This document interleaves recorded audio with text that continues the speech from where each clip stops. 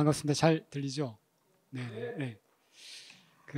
먼저 석재현 회장님하고 그다음에 우리 노혜진 이하영 교수님 감사합니다. 학회에서 좋은 자리를 너무 마련해 주셔가지고 제가 영광되게 참여할 수 있게 돼서 너무 감사드리고요. 그다음에 이민영 교수님을 비롯해서 고려 사이버에 대해서 제가 태어나서 이렇게 좋은 강의실에서 강의하는 건 처음이 아닐까 이렇게 생각을 합니다. 그래서 너무 감사드리는 말씀드리고 아까도 말씀드렸지만 이제 폭염에도 불구하고 이렇게 현장을 찾아준 선생님들께 정말 감사드립니다. 오늘 제가 드리고 싶은 말씀은 제가 오랫동안 한 고민을 했었고 과연 우리가 이제 사회복지 제도의 변화 아니면 프로그램의 변화로 뭘 할 수 있을까 이런 고민을 많이 하게 됐고 현장에서 많은 사회복지사가 헌신적으로 일하고 있는데도 불구하고 왜 세상은 점점 더 힘들어지는 걸까 이런 고민들을 이제 하게 됐습니다. 그거를 다른 말로 하면 이제 정치경제와 사회복지의 관련성이란 부분으로 얘기를 할 수 있을 것 같고 그 부분을 좀 주로 얘기를 하려고 합니다.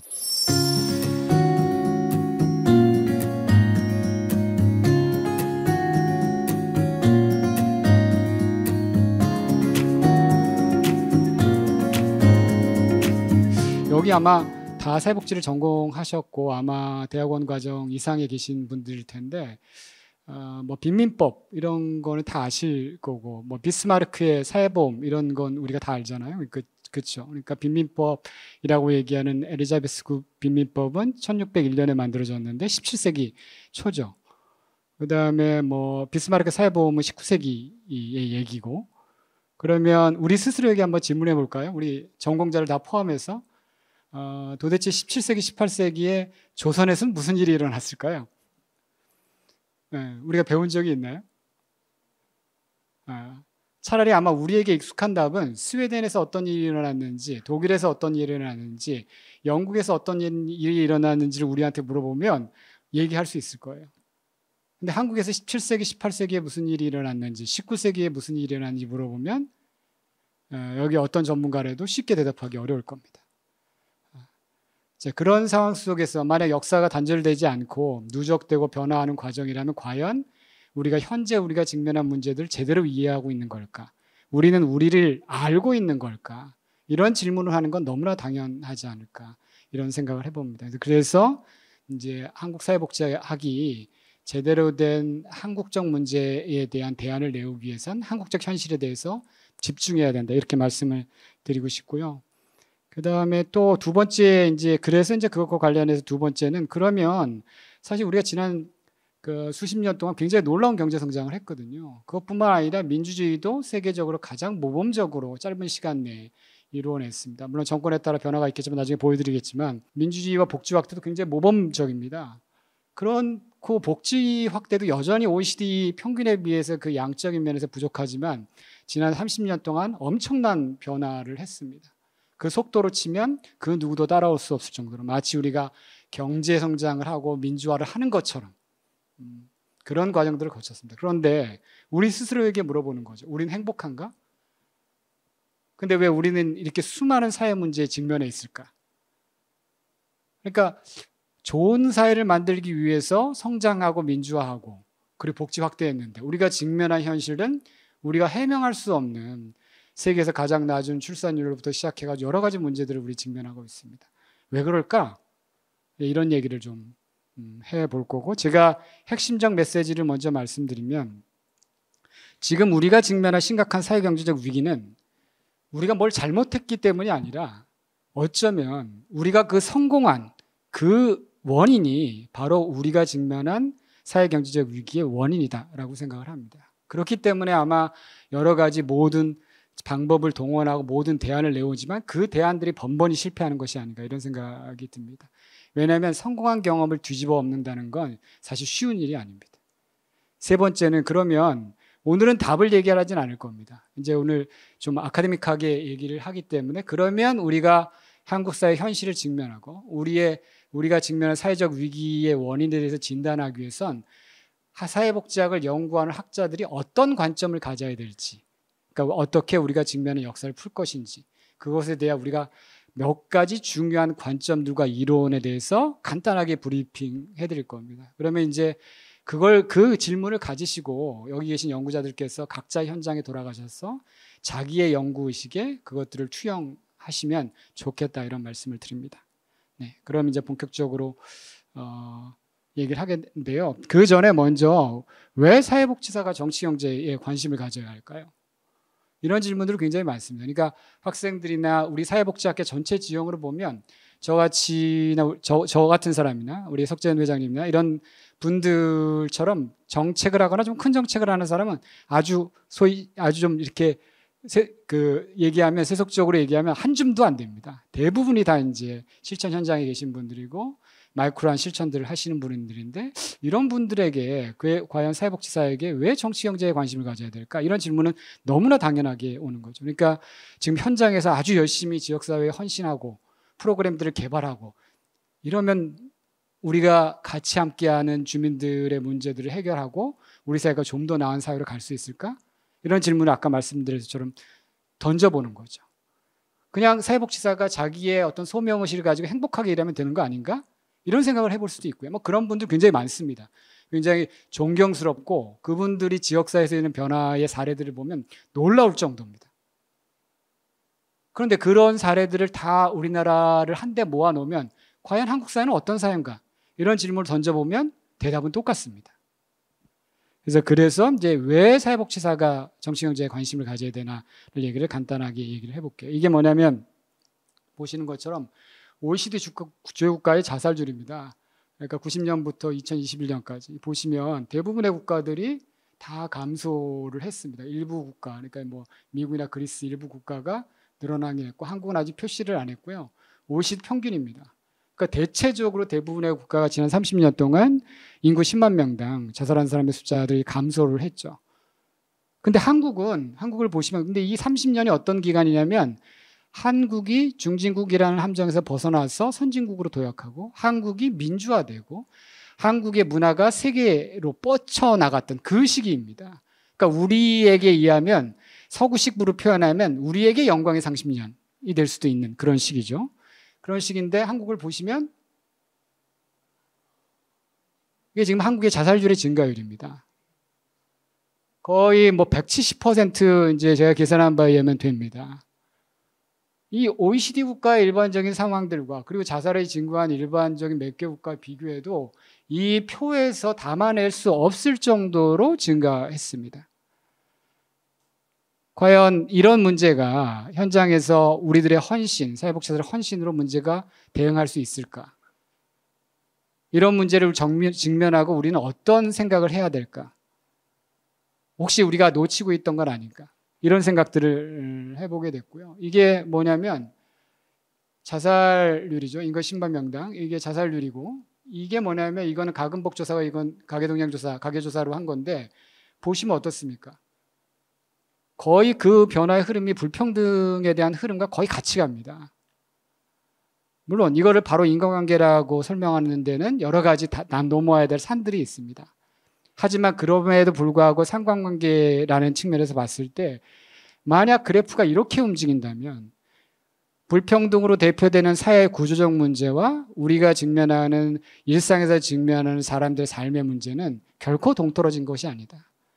그렇다면 우리가 현장에서 자살 예방을 위한 프로그램이나 헌신적인 사회복지사의 마이크로한 프로그램이 여전히 중요하지만 그것으로 이런 패턴들을 역전시켜낼 수 있을까요? 그건 저는 불가능하다고 봅니다. 그러면 우리 사회복지사들이 단순히 현장에서의 문제뿐만 아니라 그 현장 너머에 그것을 규정하고 있는 구조의 문제를 바라봐야 한다는 거죠. 단순한 얘기로 역사적 사례를 얘기하면 70년대, 80년대의 서구에서 특히 이제 스웨덴에서 복지국가 축소에 대한 논쟁이 있었습니다. 그걸 지켜낸 게 현장의 사회복지사들입니다. 그것들 막아낸 것도. 그래서 사회복지사들이 이제 개별적인 프롬과 자기의 현장을 넘어서 더 큰 상상을 할 필요가 있겠다. 이런 말씀을 좀 드리고요. 나중에 말씀드리겠지만 그래서 이제 이게 단순히 우리가 주로 개인과 공동체 여기에 포커싱이 되는 건 아닌가. 어떤 굉장히 아주 인기 있는 사회복지 강사분들 제가 초청해서 강의를 듣고 배우는 자리를 가졌는데 정말 많이 배웠습니다, 저도. 근데 뭐 누구라고 말씀드린 곤란한데 어떤 말씀을 하시냐면 이런 말씀을 하시더라고요. 국가는 난 잘 모르겠고 우리 사회복지사가 공동체와 개인의 개인과 이 관계, 지역사회에 몰입하고 싶다. 이런 얘기를 하더라고요. 근데 과연 정말 요것으로 충분한 것인가? 그러면서 이거의 상상력을 이제 제외를 하셨더라고요. 근데 제가 보기엔 뭐 이런 관계 자체도 문제이지만 실제는 이렇게 되는 것 아닌가. 개인과 국가와 공동체가 이렇게 서로 밀접하게 연관되면서 우리 자신의 삶과 지역사회에서 우리가 함께하고 있는 지역 주민들의 삶들을 규정하고 있는 게 아닌가. 이런 생각을 하게 됐습니다. 그래서 우리가 이제는 그런 마이크로한 프로그램과 함께 국가에 대한 문제, 정치 경제에 대한 문제를 함께 고민했으면 좋겠다 이런 생각이고요. 그래서 이제 한국 사회가 직시에 대한 현실에 대해서 먼저 얘기를 하겠습니다. 제가 즐겨 이제 이용하고 있는 그림인데 이게 뭐죠? 네, 돼지고 이거는요. 반도체. 이 둘이 무슨 관계일까요? 네? 복제. 예, 창의적인 생각입니다. 역시 교실은 창의적인 생각이 있어야 됩니다. 복제라면 요걸 여기 넣어가지고 어떻게 할까요? 아니면 이거를 반도체를 이렇게 돼지에 넣어가지고 좀 스마트하게 키우는 방식일까요? 좀 맛없는 부위는 줄이고 지방은 좀 줄이고 맛있는 부위를 늘리고 이런 걸까요? 아니면 돼지가 말할 수 있게 하는 걸까요? 근데 이거는 50년대, 60년대 우리나라의 주력 수출 상품입니다. 그러니까 돼지가 아니라 돼지털입니다. 돼지털은 구두소를 만드는데 우리가 이제 경제개발을 처음 시작할 때 사실은 설비나 장비나 원자재가 필요한데 원화를 주면은 한국 돈은 아무것도 구입할 수 없잖아요. 그러니까 개발도상 국가나 저개발 국가가 개발을 시작할 때는 외국에서 원자재나 뭐 기술이나 여러 가지를 도입해야 되는데 설비나 그때는 외환이 필요하죠.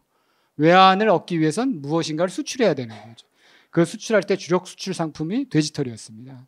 그러니까 이게 오리 수출되었고 이거는 반도체는 언제부터 우리의 주력 수출 상품이 되냐면 90년대부터입니다. 보시면 불과 30년 만에 돼지털을 수출하는 나라가 반도체를 수출하는 나라로 탈바꿈합니다. 그 변화가 얼마나 놀라우냐면 지금 이게 19세기 중반부터 2018년까지 실질 구매력 기준, 실질 구매력이라는 건 뭐냐면 물가 상승률을 반영한 겁니다. 예를 들면 일본과 우리가 일본이 뭐 1인당 GDP가 2만 불이고 우리가 10,000불인데 쌀 가격, 세상에 재화가 쌀밖에 없다고 생각하면 쌀 하나에 우리는 1,000불이고 일본은 2,000불이면 실제로 2만 불인 나라에서 2,000불인 쌀을 사기 위해선 10가마를 사잖아요. 우리도 10,000불이면 10가마를 사는 거죠. 그렇게 되면 실질 구매력 기준으로는 일본과 한국의 소득이 같게 됩니다. 이제 그걸 실질 구매력이라고 합니다. 근데 그거로 전환해야 국가 간의 비교가 가능한데 이게 19세기부터 21세기까지 한국의 경제성장 1인당 GDP의 변화입니다. 놀랍지 않습니까? 4,000%가 넘습니다. 그러니까 이런 나라를 달성한 나라가 없고요. 여기 보시면 이게 이제 그 동남아 국가들과 일본과 비교한 겁니다. 우리가 올해 명목 GDP가 1인당 국민소득이라고 그러죠. 그게 예를 들면 일본을 넘어섰는데 실질 구매력 기준으로는 이미 2017년에 일본을 넘어섰습니다. 그리고 이런 동남아 국가 여기 보시면 한국이 가장 아래에서 출발했다가 모든 동남아 국가와 비교가 이미 80년대 90년대 들어가면 앞서기 시작합니다. 그러니까 전 세계에서 이런 놀라운 성장을 거둔 국가들이 없거든요. 근데 경제 성장만이 아닙니다. 보시면 이게 이제 선거 민주주의로 표현했는데 이게 참여 민주주의나 뭐 여러 가지 민주주의 5가지 지표 거의 같은 모양입니다. 보시면 물론 이제 한국은 정권에 따라서 약간 등락이 있습니다. 시계열 자료를 보면 이게 이제 소위 말하는 DJ 노무현 정부 때고 이게 이명박 박근혜 정부 때, 이게 문재인 정부 때, 이게 윤석열 정부 때. 그러니까 지수에 대한 등락은 있지만 다른 국가, 싱가포르나 다른 아시아 국가들에 비하면 우리가 민주주의도 굉장히 놀라운 속도로 이루어냈습니다. 한때는 우리가 그 민주주의 원조국이라고 하는 미국이나 영국보다 높은 수준이었습니다. 일본보다 높았고요. 근데 지금은 이제 상황이 좀 변화했지만 어쨌든 그럼에도 불구하고 상당히 높은 수준에서 유지를 하고 있습니다. 이것도 이런 전례가 없습니다. 이렇게 민주주의를 안정적으로 공고하고 유지하고 있는 나라가. 또 이걸 보여드리는 이유는 뭐냐면 제가 자랄 때는 주말에는 주말의 명화를 받습니다. 예를 들면 600만 불의 사나이, 기억나실지 모르겠어요. 소모즈. 그 다음에 이걸 기억하시면 혹시 초원의 집이라고 아십니까? 그 다음에 토요일마다 일요일마다 주말의 명화 같은 거 많이 봤잖아요. 제가 어렸을 때 70년대에는 초등학교 다닐 때 만화 주로 뭐 봤냐면 황금박쥐, 뭐 마징가제트, 요술공주 셀이 기억나세요? 이런 거 봤죠. 다 일본 애니메이션이었습니다. 음악은 다 미국의 팝을 들었습니다. 주로. 그래서 빌보드 차트를 거의 외우다시피 했고 올해 이번 주에 어떤 게 탑 10인지를 항상 라디오 방송을 키면 방송해주고 이랬던 기억이 있습니다. 근데 지금은 어떻게 됐나요? 물론 지금 미드를 보고 미국 영화를 보지만 사실은 한국 드라마가 대세를 이루었고 우리 청년들을 보면 한국 영화, 근데 음악은 당연히 케이팝을 듣습니다. 이제는 서구의 음악과 문화는 한국의 문화의 조미료 정도의 역할을 하고 있는 거죠. 불과 30년 만에 이렇게 변했습니다. 김구 선생님께서 백범일지를 1944년에 쓰셨는데 그게 발행된 건 1946년입니다. 거기 백범일지에 나온 얘기가 그 얼마나 대단한 예지력, 70년 전, 80년 전이죠. 80년 전에 김구 선생님께서 나는 우리나라가 강대국이 되거나 힘센 나라가 되기를 원하지 않는다. 나는 우리나라가 문화적으로 우리나라 문화를 전 세계인이 즐겼으면 좋겠다. 어떻게 그렇게 놀라운 예지력을 발휘할 수 있었는지 정말 놀라울 따름입니다. 정말 그렇게 됐어요. 자, 이 세 가지를 보세요. 정치, 경제, 이것뿐인가요? 문화, 복지 지출도 여전히 부족하긴 하지만 이 OECD 평균에 비하면 여전히 부족하지만 이건 10년, 20년 내에 이미 OECD 평균을 넘어설 겁니다. 그리고 그 속도로 보면 다른 나라를 다 추월하고 있고요.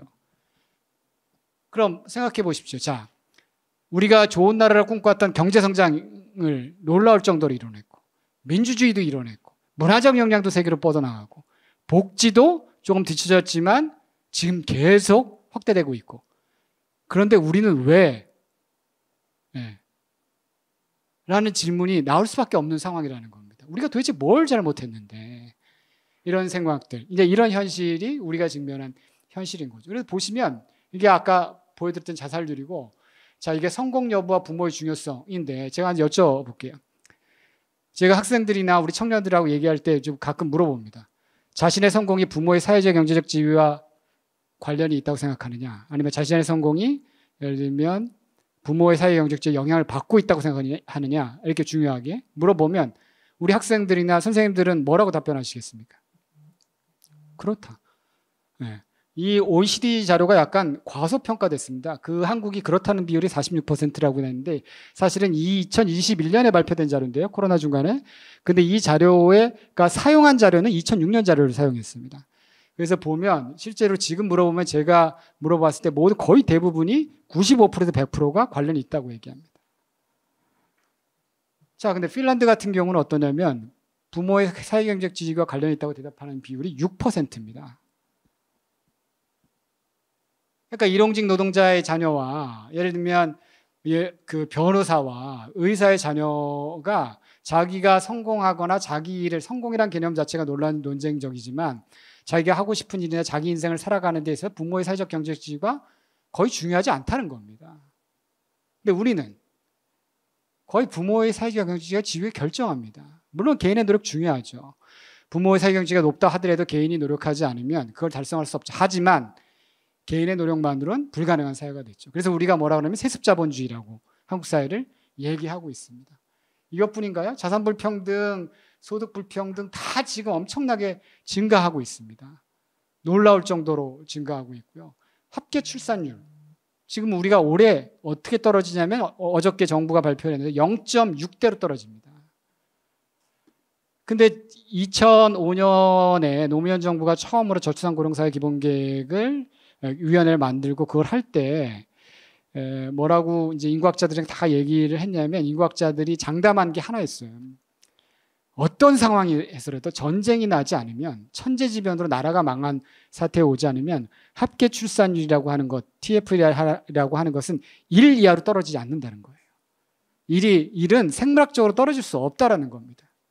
실제로 한국을 제외한 거의 모든 나라는 1 이하로 떨어지는데 그게 어떤 기간이냐면 동구권이 체제 변동하는 기간, 전쟁 기간 이럴 때 잠깐 동안에 1m로 떨어졌다 그것이 끝나면 다시 다 회복합니다.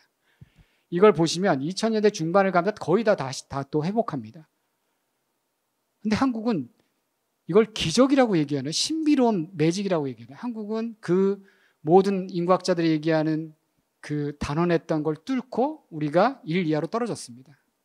떨어진 정도가 아니라 0.9, 0.8, 0.7, 0.6 상상할 수 없을 정도로 떨어졌습니다. 여기 계신 모든 분들이 심각한 문제라고 생각하지만 정말 심각한 문제라고 생각하세요? 그걸 위해서 어떤 액션이라도 우리가 취해야 할 거라고 생각하십니까? 네. 굉장히 심각한 상황으로 이제 벌어지고 있습니다. 이것뿐인가요?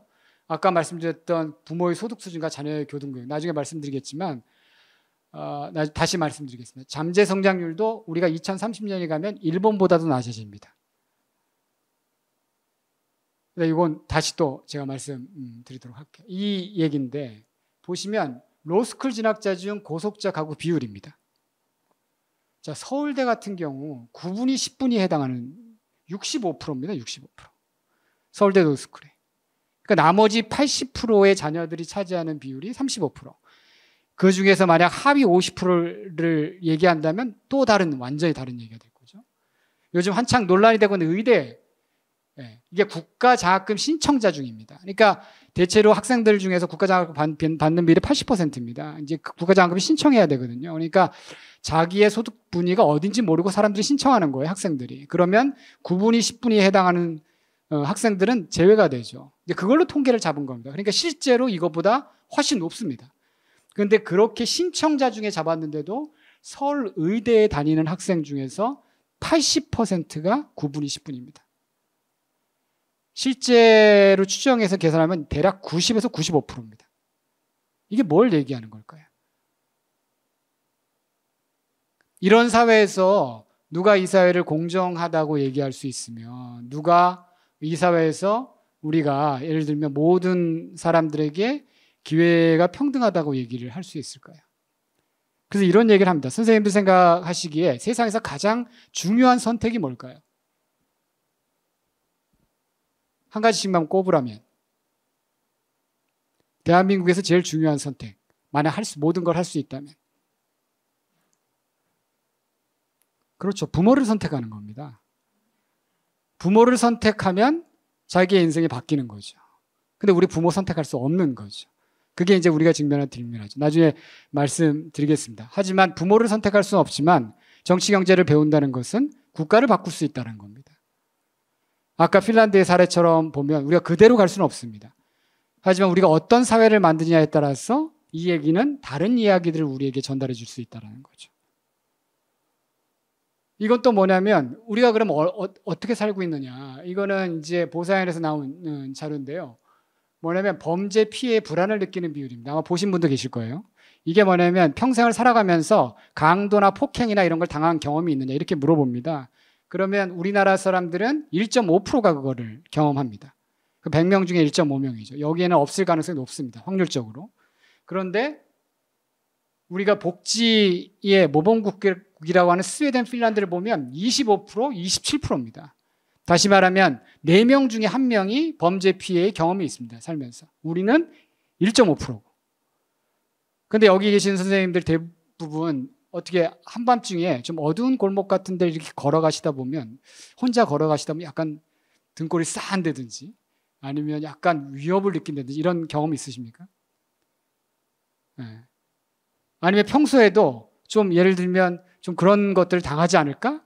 이런 경험 아마 다 한 번쯤은 있으실 거예요. 그래서 범죄 피해 불안을 느끼는 사람은 우리나라가 23%입니다. 근데 저는 이 스웨덴과 핀란드 사람들의 사고방식을 잘 이해 못하겠는데 어쨌든 25%와 27%를 경험했는데 핀란드에서 평소에 불안을 느낀다는 비율은 6.8%에 불과합니다. 도대체 이걸 만들어내는 게 도대체 뭘까? 그러니까 우리가 물질적으로 보면 거의 모든 부분에서 안전한 사회, 치안으로도 그렇고 여러 가지 부분에서 굉장히 개선된 사람들. 이게 단순히 어떤 인식에 대한 문제일까요? 그러니까 우리가 기존의 서구적 방식으로 설명하지 못하는 한국 사회 불안들이 내재해 있는 거죠. 그것이 무엇인지 전문가들과 학자들은 얘기하지 못하고 있는 상황인 거고. 그렇지 않고는 해명이 안 되는 그래프입니다. 그러면 이제 우리가 왜 이런 사회에 직면했는지 이런 얘기들을 좀 해볼 필요가 있을 것 같습니다. 그래서 제가 가져온 게 아까 말씀드렸지만 우리가 실패한 것이 실패했다고 얘기할 수도 있고 아니면 우리가 심각한 사회경제적 위기에 직면한 것은 우리가 실패했기 때문이 아니다. 우리가 그 성공한 방식에 있다라는 걸 제가 10년 전부터 이제 생각하게 됐습니다. 그걸 뭐 글로도 쓰고 논문으로 쓰고 책으로도 쓰고 이제 그랬는데 어쨌든 그런데 이제 그러면서 이제 딜레마에 빠진 겁니다. 선생님들 중에 지금 인생을 살아오시면서 자기가 성공하는 방식, 내가 이런 방식으로 지금 이 자리에 올라오고 내가 이런 방식으로 성공했다면 그거는 바꾸기 어렵습니다. 내가 하나에 갖고 있는 고정관념을 바꾸는 건 정말 쉽지 않은 일입니다. 그러니까 제가 이 앞으로 할 얘기를 하고 나면 제 얘기를 들었던 제 발표를 들었던 선생님들이 이런 얘기를 많이 해요. 윤 교수의 얘기를 들으면 마음이 답답해진다. 별로 듣고 싶지 않은 거죠. 왜냐하면 이 얘기를 들으면 해법이 없는 것 같아요. 사실 쉽지 않은 겁니다. 그건 제가 나중에 다시 한번 말씀드리도록 하고요. 그러니까 성공의 원인이 심각한 사회 경제적 위기가 원인이 된 사회. 그러니까 우리가 이 문제를 풀어가는 건 서구적 방식으로 풀어갈 수가 없습니다. 우리가 직면한 고유한 문제라는 거예요. 근데 우리의 해법은 어떻게 하죠? 계속 서구적인 것들을 벤치마킹해서 우리가 하는 방식이 뭐죠? 한국적 현실이 있고 서구 거를 벤치마킹해서 이거를 변형시켜서 한국에 적용하는 방식입니다. 그게 지난 30년이 넘는 기간 동안 어쩌면 60년 동안 왜 계속 해왔던 방식이에요. 그럼 그것이 우리가 직면한 문제에 대한 어떤 대안과 결과를 내왔는지 이제 우리가 해방된 지 거의 80년이 넘어가는 시점에서 이제 생각해 봐야 된다. 우리 학계도 우리 공부하는 사람들도 이제 그 지점을 생각해 봐야 된다. 이렇게 생각을 합니다. 그거를 풀어가기 위한 하나의 얘기입니다. 우리가 왜 행복하지 않을까? 이거는 잘 아시는 것처럼 대처하고 레이건입니다. 소위 말하는 신자유주의를 열어갔던 사람들이라고 얘기를 하는데 어쩌면 우리의 성공이 대처가 얘기했던 것처럼 사회란 존재하지 않는다. 개인만 있을 뿐이다. 이것 아니었을까? 사회복지를 하는 우리들에게도 예를 들면 사회복지라는 것 자체를 사회적 연대로 생각하나? 개인의 문제로 생각하지 않나? 예를 들면 대표적인 게 그겁니다. 국민연금 논쟁이 많이 됐는데 국민연금의 보험료를 내는 건 내가 내 계좌에 집어넣고 내가 돌려받는 걸까요? 그렇지 않습니다. 그거는 기본적으로 사회적 연대에 기반한 겁니다. 민간연금은 내 계좌에 내가 돈을 내고 내가 돌려받는 거죠. 그러니까 우리가 서구에서 들어온 모든 제도는 다 개인화의 과정들을 한국 사회에서 거칩니다. 물론 그것이 우리의 현실일 수도 있습니다. 어쩌면 그것으로부터 출발해야 될 수도 있고요. 그래서 이 사회 같은 걸 얻고 내가 열심히 노력하는 게 어쩌면 우리가 성공했던 그 동력이자 그 힘이자 어쩌면 그것이 우리가 직면한 사회경제적 위기의 핵심적 원인이 아닐까 이런 상상을 한번 해보는 거죠. 이제 그런 관점에서 한번 보시면 좋을 것 같아요. 이게 뭐냐면 좀 복잡해 보이지만 이 빨간색은 GDP 대비 사회지출입니다. 아시는 것처럼 복지지출 우리가 국내 총생산 중에서 그 중에 어느 정도의 비율을 예를 들면 복지에 지출하느냐 이게 이제 이 빨간색이고요. 여기 보시면 문재정부 기간도 엄청나게 높아졌고 실제로 너무 어느 정도였냐면 1년 연평균으로 계산하면 특정한 기간에 GDP 대비 복지 지출이 0.9에서 8에서 9%포인트까지 증가했어요. 이거는 서구에서 아주 복지 확장기에도 하지 못했던 정도로 굉장히 놀라울 정도로 증가시켰고 그걸 보시면 그래프의 그 기울기를 보시면 나타난 거죠. 제가 근데 주목한 건 요게 아니라 요 지점입니다. 자, 90년대 초를 거치면서 이거는 우리가 가계동향조사고 이거는 가금복조사입니다. 이거는 예를 들면 시장 진입계수고 이건 처분 가능 소득, 시장 진입에서 처분 가능 소득을 보여줍니다. 이거는 뭐냐면 우리가 90년대 이전에 연결된 자료가 없어서 지금 KDI에서 조사한 여러 가지 자료들을 가지고 왔습니다. 여기 그 인용된 자료는 여기 있으니까 그걸 참고하시면 될 것 같고 찾아보시면 다 확인하실 수 있습니다. 보시면 90년대 초반으로 이렇게 다 꺾입니다. 다 불평등이 증가합니다. 그러니까 요 지점까지를 끊어서 먼저 얘기를 드리고 싶은데 뭐냐면 자 보시면 GDP 대비 사회 지출은 1960년대부터 90년대 초까지 1%, 3%를 왔다 갔다 합니다. 사실 우리가 경제 성장을 나중에 조금 이따 다음 그림에서 보여드리겠지만 경제 성장을 한 거와 경제적 수준에 비교하면 GDP 대비 사회 지출은 굉장히 더디게 증가했죠. 거의 증가하지 않았다고 보는 것도 맞을 것 같아요. 90년대 초까지는. 그런데도 불구하고 이게 진위 개수인데 이게 70년대 말부터 진위 개수가 떨어집니다. 불평등이. 자, 그러면 일반적으로 서구에서는 소위 말하는 경제 성장과 복지 확대가 동시에 이루어지면서 불평등이 완화되는 게 소위 말하는 영광의 30년이라고 하는 1950년대, 60년대, 70년대 중반까지 이어집니다. 근데 한국은 GDP 대비 복지 지출은 거의 고정되어 있는 상태, 변화가 없는 상태에서 불평등이 이렇게 떨어집니다. 왜 그랬을까요? 저는 이게 우리의 성공과 우리의 성공의 역사를 풀어가는 열쇠 중에 하나라고 생각을 합니다. 이 부분에 주목해야 된다.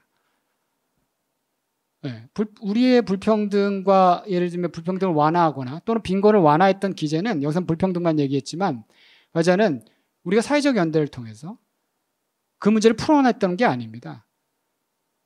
경제가 성장하고 그렇게 성장한 성장 과정에서 경제 성장이 일자리를 만들고 그 일자리에서 우리가 장시간 동안 저임금이었죠. 오래 일하면서 거의 대부분의 사람이 빈곤에서 벗어나고 불평등을 완화시켰던 겁니다.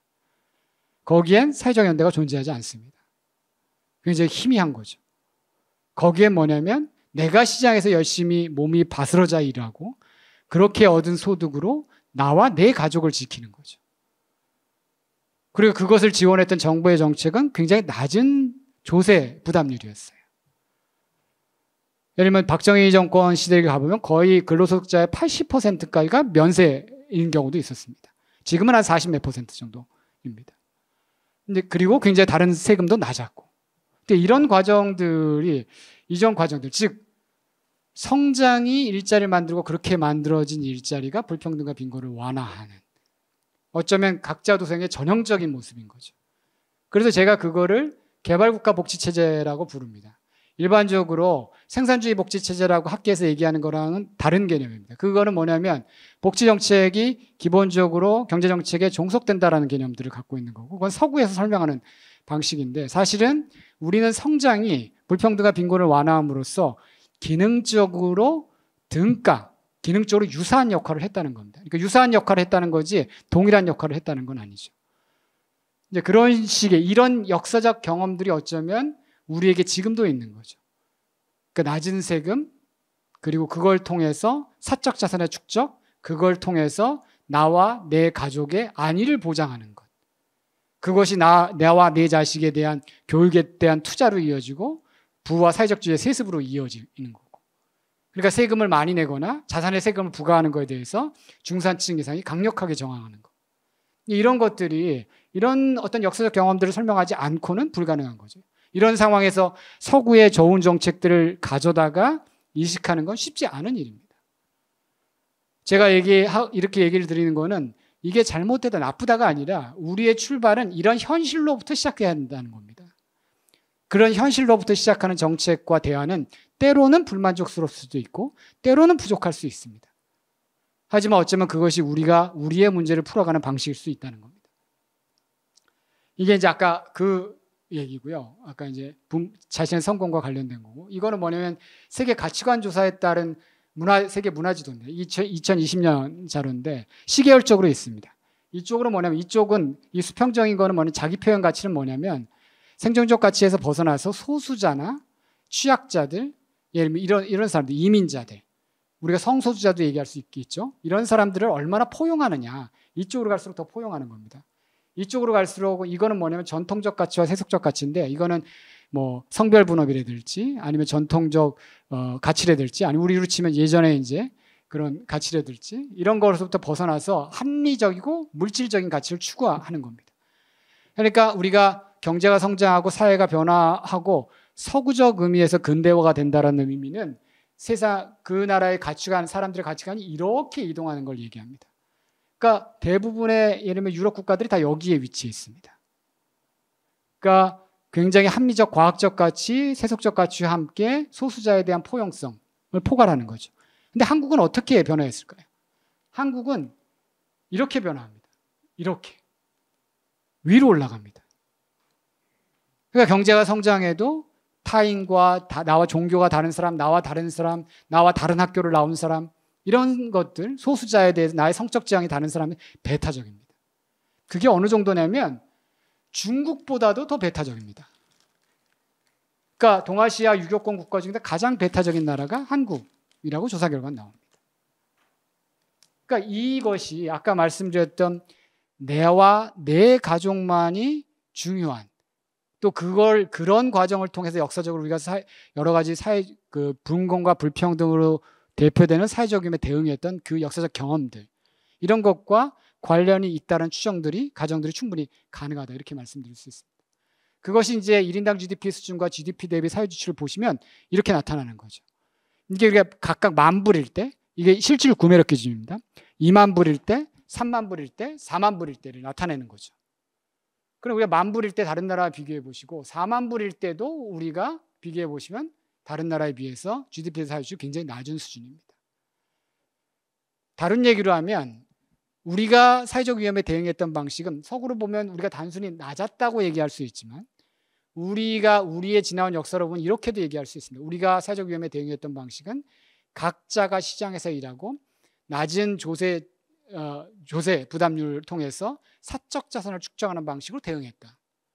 근데 그것의 문제는 그것이 특정 계층에게는 유용하지만 그렇지 않은 계층에는 적용되지 않는 거죠.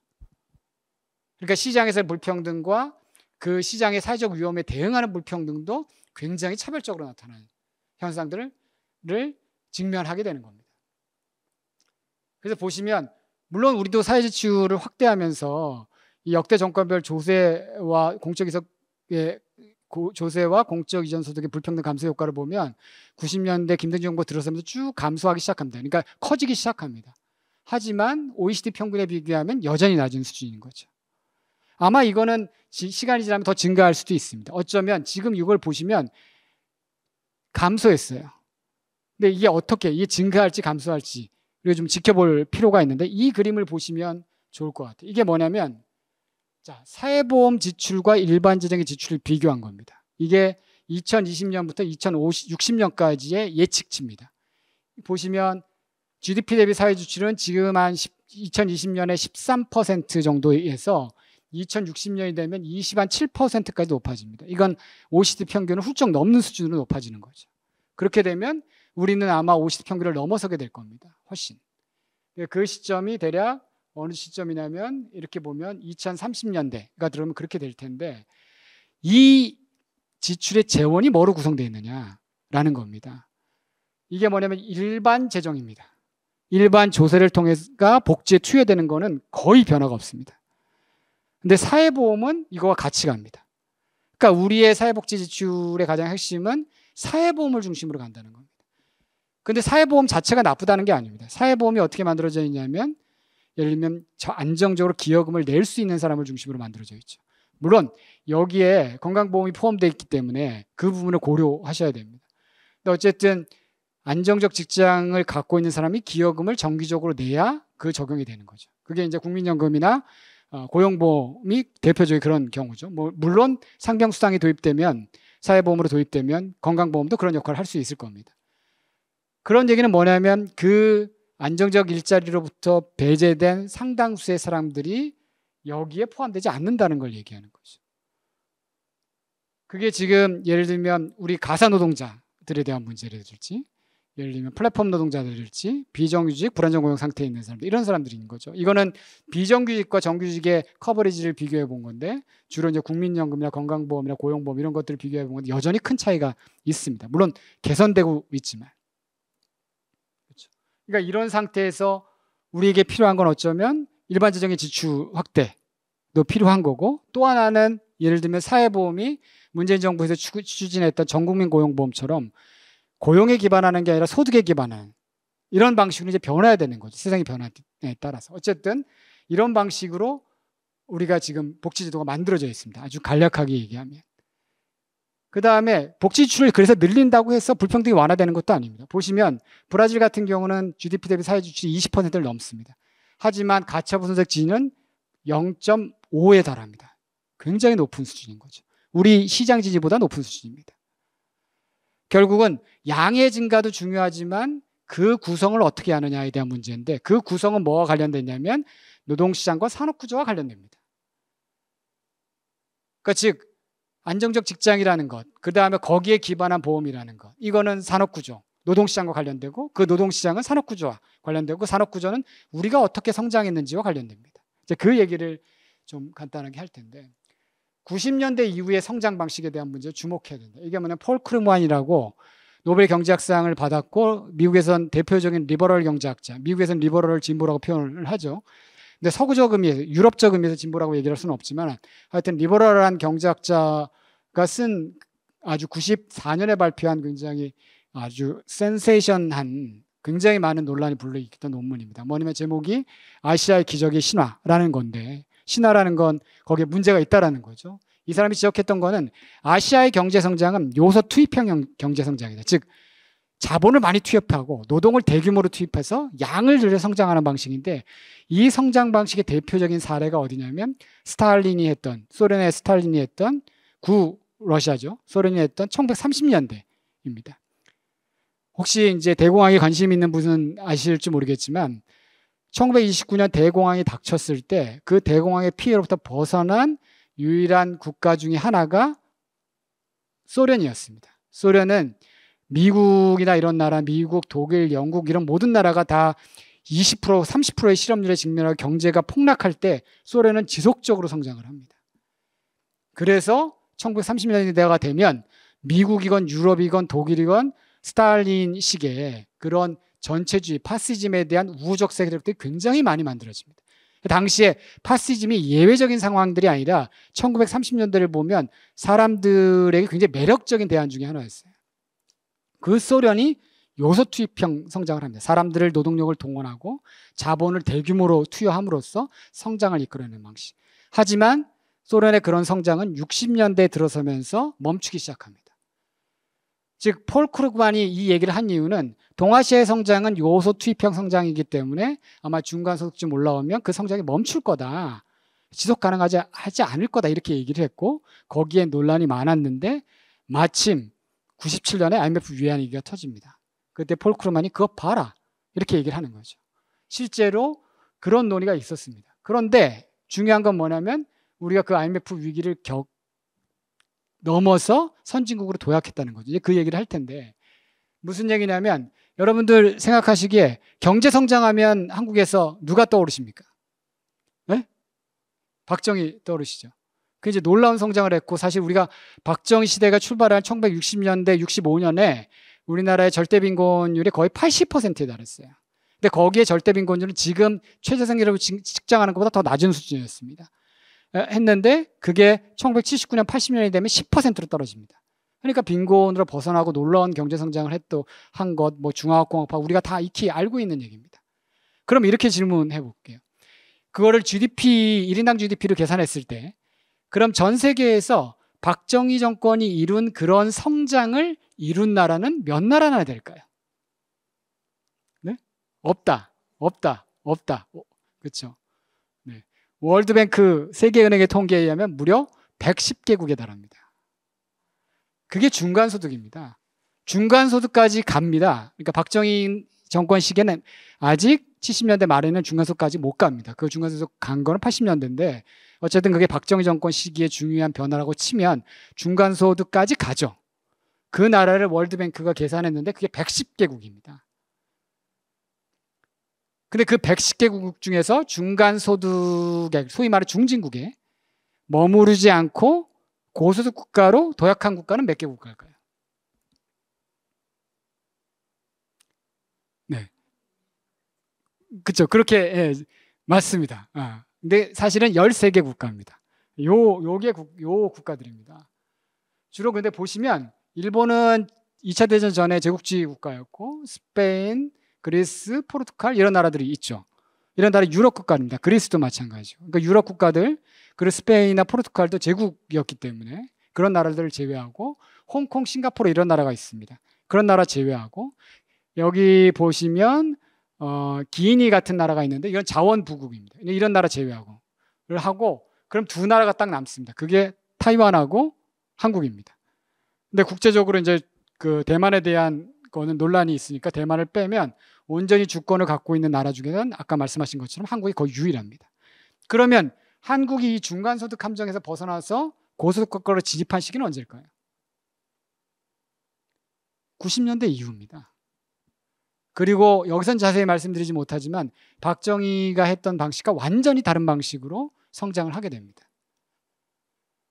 그거를 이제 예를 들면 그 시기에 있었던 성장 방식을 우리가 복선형, 균형적 성장 방식이라고 얘기할 수 있고 여기를 이제 뭐냐면 수출 주도 성장이라고 얘기를 할 수 있는데 그거는 좀 여기서 다루기는 좀 어려울 것 같고 어쨌든 우리가 90년대 이후에 중간소득 함정에서 벗어나서 고소국가로 진입합니다.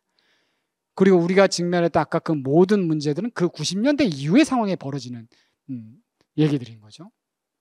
그게 왜 그러느냐? 자, 이제 생각을 해보십시오. 이게 보시면 로봇 밀도라는 게 있습니다. 이게 뭐냐면 노동자 10,000명당 자동화 기계를 몇 대를 사용하느냐입니다. 이게 일반적으로 완전 정확한 지표는 아니지만 그 나라의 자동화 지수를 얘기를 할 때 주로 인용하는 지표 중에 하나입니다. 100% 설명할 수는 없어요. 근데 여기 보시면 1985년부터 2022년까지 2022년에 가장 최근의 자료입니다. 보시면 이 빨간색 추세선이 한국입니다. 자, 이 검은색이 일본이고요. 이 회색이 독일입니다. 자, 여러분 독일하고 일본을 생각하시면 어떠세요? 그렇죠. 제조업 강국이고 기술력도 뛰어나고 그런데 자동화를 보면 우리랑 비교가 되지 않습니다. 일본도 마찬가지입니다. 근데 이게 우리가 원래부터 이랬느냐? 그렇지 않습니다. 1980년대까지 보면 우리의 자동화가 거의 없는 수준이었고 요거를 로그로 쳐가지고 다시 하면은 요 차이는 굉장히 큽니다. 일본과 독일과 우리의 차이는. 여기에 중국도 마찬가지고 스웨덴도 마찬가지고 덴마크, 미국 이런 나라 다 여기에 있습니다. 한국은 거의 그거의 3배에 달하는 자동화를 합니다. 자, 그럼 상식적으로 구체적 설명에 들어가기 전에 자동화 뭘 얘기할까요? 자동화를 만약 할 수 있는 기업들은 어떤 기업일까요? 대기업입니다. 대기업에서 예를 들면 자동화를 하면 어떤 일이 벌어질까요? 그렇죠. 좋은 일자리들이 생기지 않게 됩니다. 예를 들면 제가 저의 동기들을 보면 제가 80년대, 90년대 초까지만 해도 어떤 70년대도 마찬가지죠. 고등학교나 중학교를 나와서 고등학교를 나와서 직업교육을 받고 직업교육을 받은 다음에 그걸로 대공장에 취업합니다. 그래서 한 10년, 20년 하면 다 중산층에 올라섭니다. 그리고 자식들 대학 교육도 시키던 문제가 없고 먹고 사는데 전혀 지장이 없었어요. 괜찮은 일자리였죠. 그런 일자리가 어떻게 될까요? 이렇게 되면 사라지게 됩니다. 그래서 울산 지역에 나온 통계를 보면 2030년이 되면 현대자동차의 정규직 제조업 노동자는 제로가 됩니다. 완전히 사라집니다. 그런 거를 분석한 연구들과 책들은 시중에 굉장히 많이 나와 있습니다. 관심을 갖고 오시면 확인하실 수 있습니다. 근데 그게 우리가 어떤 과정을 거쳤는지 보면 우리가 산업화를 박정희 정권 때부터 시작해서 그게 장면 정권부터입니다. 왜냐하면 박정희 정권의 경제개발 개혁은 장면 더 나가면 이승만 정권부터 시작을 했습니다. 그거의 연장선상에 있었죠. 근데 어쨌든 거기서 우리가 추구했던 산업화의 전략은 뭐냐면 A부터 G까지 처음부터 끝까지 모든 걸 일괄체계를 갖추는 겁니다. 그 성장 전략 방식이 독일과 일본이 취했던 성장 방식입니다. 그러니까 부품과 소재부터 시작해서 원자재를 빼고 부품과 소재부터 중간에서 낮은 수준과 중위 수준, 고위 수준, 고품질 부품까지를 모두가 한 나라에서 국가 내에서 그것들을 만들어내는 겁니다. 물론 그걸 만들어내지만 그렇다고 해서 그것을 외국에 수입하지 않는다는 게 아니라 그것들이 균형을 갖추는 거죠. 그래서 그것이 산업이 독립적으로 운영될 수 있는 체제를 갖추는 겁니다. 일본과 독일처럼. 그거를 우리가 지향했어요. 아마 기억나시는 분 계실지 모르겠지만 70년대, 80년대를 아마 기억하시면 뉴스에서 종종 이런 보도가 나요. 세계 기능공대회에서 대한의 전사들이 뭐 금메달을 땄다. 혹시 기억나세요? 영화 보면 대한뉴스 볼 때 그런 거 계속 나옵니다. 그게 뭐냐면 노동자의 숙련을 통해서 아주 낮은 기술서부터 고위 기술까지 우리가 숙련을 축적해서 경제 성장을 하겠다라는 산업 정책의 하나의 상징이었어요. 그러니까 숙련을 통해서 성장하는 거죠. 근데 우리의 약간 일본과 독일과의 차이는 뭐였냐면 우리가 60년대, 70년대 경장을 본격화 시작할 때 세계는 이미 제어 계측, 그러니까 선반을 깎거나 뭐 여러 가지 할 때 반자동화가 이루어집니다. 반자동화 수치 제어라는 방식이 이루어지죠. 그래서 자동화라는 건 뭐냐면 다른 게 아닙니다. 인간의 노동력을 소프트웨어로 만드는 거예요. 그러니까 예를 들면 일본과 독일이 산업화를 했던 거는 모든 걸 숙련에 의존했습니다. 우리가 산업화할 때는 그 숙련에 의존하는 게 상당히 줄었습니다. 왜냐하면 그거를 자동화 기계로 측정할 수 있었기 때문에. 하지만 반자동화였기 때문에 수동이 여전히 필요했죠, 숙련이. 그러니까 우리의 축적 방식은 독일과 일본에 비교하면 상당히 숙련에 덜 의존하는 상태로 출발했습니다. 하지만 당시의 산업적정의 목표는 그 숙련 처리를 독일과 일본처럼 완성하는 거였어요. 혹시 삼조호황이라고 들어보셨어요? 삼조호황. 대한민국에서 경제가 가장 좋았을 때가 언제일까요? 네? 맞습니다. 그때 삼조호황입니다. 86, 87, 88, 좀 길게 보면 89년까지. 삼조호황이란 건 뭐냐면 원자재 가격이 낮고 이자율이 낮습니다. 원자재 가격이 낮으니까 우리는 재료를 다 수입해야 되니까 기업에게 좋죠. 이자율이 낮으니까 자기 돈 갖고 사업하는 사람 없습니다. 그러니까 돈을 빌렸을 때 이자 부담이 적어드는 거죠. 환율도 낮았습니다. 그러니까 한국 제품의 경쟁력, 우리가 그때 가격 경쟁력이 중요했기 때문에 경쟁력이 높아졌죠. 그러면서 어느 정도로 성장하냐면 13%가 성장합니다. 연평균. 그 기간 동안에.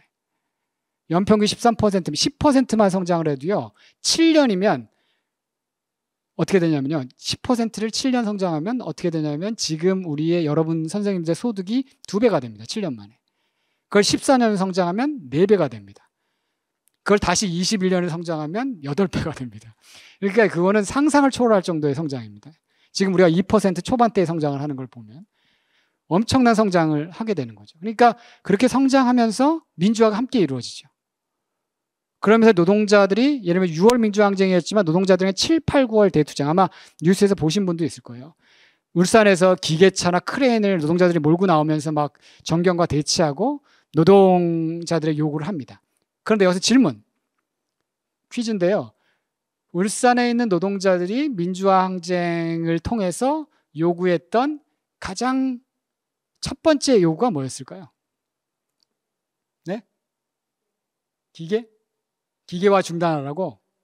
네. 해달라고 자동화. 네. 아, 예지력이 있으십니다. 그렇죠? 좋습니다. 또 다른 분들은 두발자유화입니다. 두발자유화. 네. 왜냐하면 아마 모르시는 이건 이제 수기나 실제 이제 수기나 그때 당시 노동자들의 얘기를 들으면 현대중공업에 이렇게 출근하잖아요. 그럼 앞에 수의들이 이렇게 있습니다. 그럼 뒷짐을 지고 있어요. 그럼 뒤에 뭐가 달려 있을까요? 네, 바리깡을 갖고 있습니다. 바리깡. 그래서 여기가 귀 밑에 2cm 또는 눈썹 밑으로 머리가 내려오면 그때 당시에 50대, 40대 노동자들일 거 아닙니까? 이런 사람들 불러 세워서 그 자리에서 앉힙니다. 그다음 그 자리에서 머리를 깎습니다. 왜냐면 복장이 불량하다고, 용모가 불량하다고. 그러면 그 사람은 이렇게 먹이에 고속도로가 난 상태에서 하루 종일 작업장에서 일합니다. 선생님 생각해 보십시오. 40대, 50대 가장들입니다. 어떤 가장은 대학생들이 있는 자녀가 있는 가장이죠. 그런 가장을 불러다가 무릎 꿇히고 머리를 깎습니다. 그런 모욕적인 대접을 받으면서 권위주의 정권 시기에 노동자들이 일을 했습니다. 그게 우리 경제 발전에 중요한 역할들을 했고요. 그러니까 87년 민주화 항쟁이 끝나고 7, 8, 9월 노동자 대투쟁이 이루어지면서 노동자들이 요구했던 게 좀 당황스럽게도 두발자유화였습니다. 그 다음이 뭐냐면 노동조건에 대한 개선이었습니다. 그리고 그 전에 두발자유와 함께 뭘 요구하냐면 인간다운 대접을 해달라는 거였어요. 어쨌든 그 87년 6월 항쟁을 거치면서 이제 노동자들이 노동조합을 결성하게 되고 임금 인상 요구를 하게 됩니다. 근데 우리가 삼조호황과 맞물리면서 대기업들도 그것을 받아들일 여력이 있었죠. 그리고 과거의 권위주의 체계처럼 노동자를 더 이상 탄압할 수 없게 됐습니다. 그러니까 노동자가 상생해야 되는 거죠. 손을 잡습니다. 그래서 작업장에 배치를 할 때도 노동자들을 배치할 때도 노조와 상의합니다. 여러 가지 문제들을. 그리고 노동자들의 요구가 하청이나 비정규직을 정규직화라는 요구를 합니다. 그걸 다 들어줍니다. 그래서 실제로 87년 이후에 공제 대공장에 있었던 많은 하청 노동자, 비정규직 노동자 다 정규직화됩니다. 이런 요구를 하죠. 이제 그런 과정들을 거칩니다. 그런데 90년대 들어서면서 3조 호황이 끝나고 세계 경제가 위축되기 시작합니다. 미국 경제는 마이너스 성장을 하게 되고 그런 과정을 거치면서 이제 기업들이 선택을 해야 되는 기로에 놓이게 됩니다. 과연 노동자와 손잡고 계속 노동자의 숙련을 높이는 방식으로 가야 될 거냐. 이렇게 되면 독일이나 이런 데서 하는 것처럼 노동자들 경영 참여도 일정적 보장해야 되고 노동 조건도 개선해야 되고 사회보장제도도 확충해야 되고 이런 여러 가지 부수적 조건들이 있습니다. 그걸 할 건지 아니면 그걸 우회할 건지. 여러분이 만약 대기업의 기업주라면 어떻게 하시겠습니까? 그게 역사적인 게 있는 거죠. 우리는 그렇게 해봤던 경험이 없습니다. 굉장히 짧은 기간인 거죠. 그때 우리가 일본에서 어떤 JIT인가요? 일본의 노동 통제 전략들을 수입합니다. 그리고 이제 이 민주화가 되면서 기업들이 굉장히 불안했던 거예요. 그런 경영권에 대한 위협들을 느꼈고, 그리고 노동조합은 강력해지고, 그리고 마침 90년에 3당 합당들이 이루어집니다. 그러면서 이게 어떻게 가냐면 기업들이 신경영 전략이라는 걸 발표합니다. 거의 제가 확인해 본 게 거의 모든 대기업이 다 신경영 전략을 발표합니다. 그리고 대표적으로 정경련이 그걸 발표하는데 그 핵심은 노동시장에 대한 기업의 통제를 강화하는 전략인데 그 중에 하나가 작업장에서 자동화입니다. 그러니까 성장 방식이 노동 숙련을 중심으로 한 기존의 방식에서 벗어나서 노동자의 숙련을 우회하는 방식으로 갑니다. 근데 그 방식에 노동자들이 동의합니다. 왜? 숙련을 우회하는 방식은 노동 현장에서의 강도를 줄이게 되고 자신의 안정성을 보장하는 가운데서 그렇게 우회하는 방식은 그 당장에는 노동자와 기업 모두에게 플러스가 된다고 생각했던 거죠. 이제 그런 방식으로 진행하게 됩니다. 그러면서 왜냐하면 그렇게 되면 노동에 의존하는 것들이 줄어들게 되고 노동의 규모도 줄일 수 있게 돼요. 그래서 자동화를 급격히 시작하게 됩니다. 90년대부터. 그리고 2013년이 되면 우리가 전 세계 최고 수준이 됩니다. 그리고 그 이후에도 계속 확장하게 되는 거죠. 그리고 90년대, 2000년대 들어서면서 그 자동화가 단순히 자동화 기계를 도입하는 걸 떠나서 모듈화를 시작합니다. 모듈화라는 건 뭐냐면 이 자동차를 그냥 예전엔 부품을 갖고 와서 현장에서 조립하는데요. 그렇게 하지 않고 이 자동차를 10개, 예를 들면 10개 파트로 나눕니다. 그리고 그걸 다 하청 줍니다. 그러니까 2차 밴드, 3차 밴드를 하청 기업에서 그걸 만들어서 이 모듈화된 체제를 갖고 마치 레고 블록을 쌓는 것처럼 그렇게 갖고 오면 현장에서 하는 일은 뭐냐면 그거를 그냥 붙이기만 하면 됩니다. 그러니까 어떤 일이 벌어지냐면 현장에서 하는 노동자는 그 일은 이런 표현을 씁니다. 거기서 현장에 있던 분들이 여기 부산이 가까우니까 자갈치 시장에서 생선을 파는 아지매들이 오셔서 할 수 있는 작업 수준이다. 그러니까 숙련이 거의 필요하지 않게 됩니다. 그것이 아까 말씀드렸던 2030년이 되면 숙련이 거의 필요 없는 상황으로 변화하게 되는 겁니다. 당연히 그렇게 되면 하청이 늘어나게 되는 거죠. 설비를 많이 투자했으니까 본전을 뽑으려면 기계를 계속 돌려야 되는 거죠. 그리고 예를 들면 핵심적이지 않은 부분들은 다 외주화시키는 겁니다. 비정규직 일자리 늘어나게 되는 거죠. 그리고 어떤 일자리가 중요해지냐면 자동화를 했습니다. 어떤 일자리가 중요해질까요? 엔지니어입니다. 엔지니어는 어디서 길러질까요? 공학 엔지니어이죠. 기업, 대학에서 길러집니다. 그 엔지니어에게 요구되는 거는 현장의 숙련이 아니라 표준화된 일반 숙련입니다. 일반 숙련은 대학에서 길러지는 거죠. 일반 숙련을 측정하는 가장 좋은 방식은 뭘까요? 네, 아주 단순하게 얘기하면 사지선다형입니다. 표준화된 것들을 얼마나 잘 습득했는지를 측정하는 겁니다. 이렇게 얘기하니까 우리 수능 체계랑 우리 대입 체계랑 굉장히 맞아떨어지는 거죠.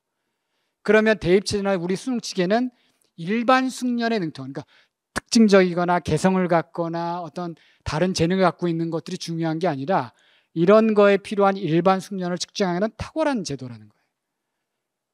그러면 기업의 입장에서는 일반 숙련을 통해서 선발된 사람들 중에서 상위에 있는 사람들을 데려가겠죠. 그게 지금 우리 사회가 만들어진 노동시장과 학벌체계의 연계입니다. 왜 수많은 수능에 도입한 목적이 뭔지 아세요? 암기식에서 탈피하자는 거였어요. 근데 왜 그 지난 수십 년 동안 수많은 교육 계획이 있었는데 다 실패했을까요? 우리의 현장, 우리의 성장 방식은 그런 인재를 원하지 않습니다.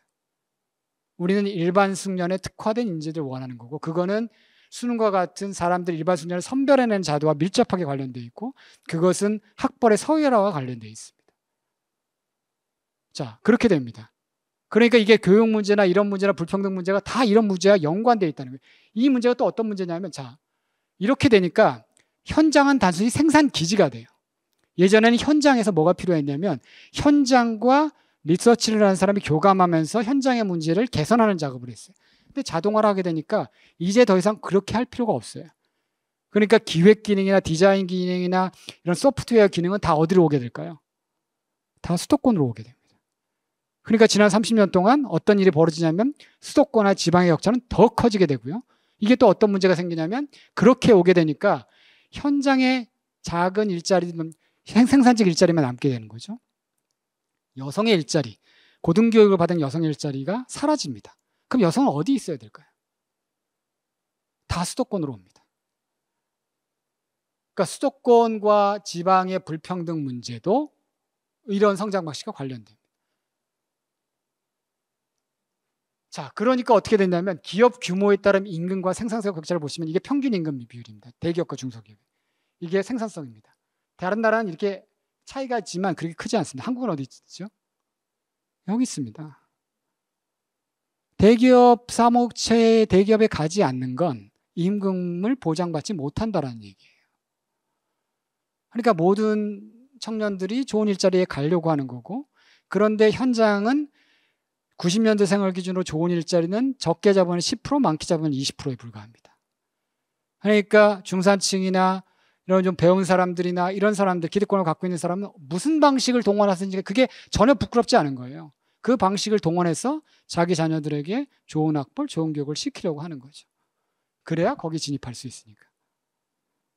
그러나 그런 자원이 없는 부모들은 불가능해집니다. 그것이 아까 서울대나 로스쿨에서 대표적으로 보여주는 겁니다. 자, 그런데 이게 또 어떤 문제가 있냐면 우리가 조선 잘 나간다고 그러잖아요. 이게 LNG 운반선의 부가가치가 가장 높습니다. 근데 이걸 만들 때 부품 전체를 보면 61%를 국내에서 조달합니다. 하지만 가격, 가치로 계산하면 38%만 한국에서 조달합니다. 나머지 62%는 다 해외에서 고부가가치 부품을 수입하는 겁니다. 그럼 이렇게 만든 LNG선을 만들면 우리에게 얼마나 남을까요? 그걸 다른 표현으로 하면 부가가치입니다. 이게 뭐냐면 총 수출 중 국내 부가가치 창출 비율입니다. 자, 1,000원어치를 수출하면 거기서 부가가치가 몇 퍼센트가 국내에 떨어지냐는 거예요. 이게 제조업입니다. 이게 OECD 평균이 대략 90%입니다. 즉 1,000원 수출하면 900만 원이 국내에 환류됩니다. 한국은 50에서 60%. 이게 왜 이런 문제가 발생하냐면 우리가 처음에 아까 말씀드렸던 것처럼 우리가 부품부터 소재, 설비까지를 일괄 체계를 갖추는 성장 방식, 독일과 일본과 같은 방식으로 가려고 했어요. 그런데 중간에 급격한 자동화를 하면서 생산을 급격히 높였죠. 이 과정에서 중소기업과 대기업의 연관성이 해체됩니다. 낮아집니다. 그러니까 중소기업이 할 수 있는 건 이 중소기업이 할 수 있는 부품과 소재는 노동자의 숙련이 중요한데 그건 단기간에 성장이 불가능하거든요. 그러니까 어떤 문제가 발생하냐면 고부가가치는 다 수입하고 중저는 국내에서 조달하고 그러면 중소기업과 대기업의 생산성과 임금 격차는 벌어지게 되는 거죠. 그런 문제를 얘기하는 겁니다. 그러니까 고부가가치를 수입하니까 수입한 것에 대해서는 해외로 나가는 거고 그 환류가 국내에 이루어지지 않게 되는 거. 이걸 산업 연관관계라고 합니다. 그게 OECD 국가중에 가장 낮은 국가 중에 하나입니다. 그러니까 어떤 일이 벌어지냐? 기업 규모에 따른 고용 비중. 자, 250인 이하를 대규모 사업체라고 하면 그것이 고용하는 비율이 12.8%입니다. 한국이. 나머지 90%는 다 그 이하입니다. 근데 다른 국가들 보십시오. 차이가 크죠? 근데 이거는 뭐냐면 그럼 이 사업체, 중소기업과 대기업의 부가가치 창출 비율입니다. 12.8%밖에 고용하지 않는 대기업이 우리나라에서는 60%의 부가가치를 창출합니다. 나머지 90%를 고용하는 중소기업이 40%만 창출합니다. 당연히 중소기업과 대기업계 임금격차, 중소사업자 대기업 임금격차는 벌어질 수밖에 없는 거죠. 그런데 여기에 들어가려고 하는 경쟁은 더 치열해질 수밖에 없는 거죠. 거기에 모든 가족의 자원이 동원되는 겁니다. 근데 그거를 왜 지난 30년 동안 민주화가 됐는데 그대로 바꿀 수가 없었을까? 지금도 보시면 정치권의 가장 최대 장점은 뭘까요? 네. 지금 상상하시는 그것들입니다. 여기서 뭐 대놓고 얘기하긴 그렇지만 어쨌든 그런 거예요. 그게 민생과 어떤 관계가 있을까요? 저는 공정이나 정의의 측면에서 굉장히 중요한 이슈라고 생각합니다. 하지만 그것이 일반 사람들이 살아가는 것과는 무슨 관계가 있냐는 거죠. 물론 크게 보면 공정과 정의는 관련이 있습니다.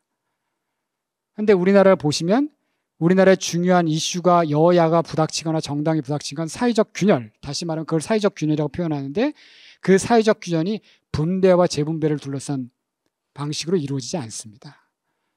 이거는 지금의 야당과 여당 다 마찬가지입니다. 그러니까 한 프레임에 있는 거죠.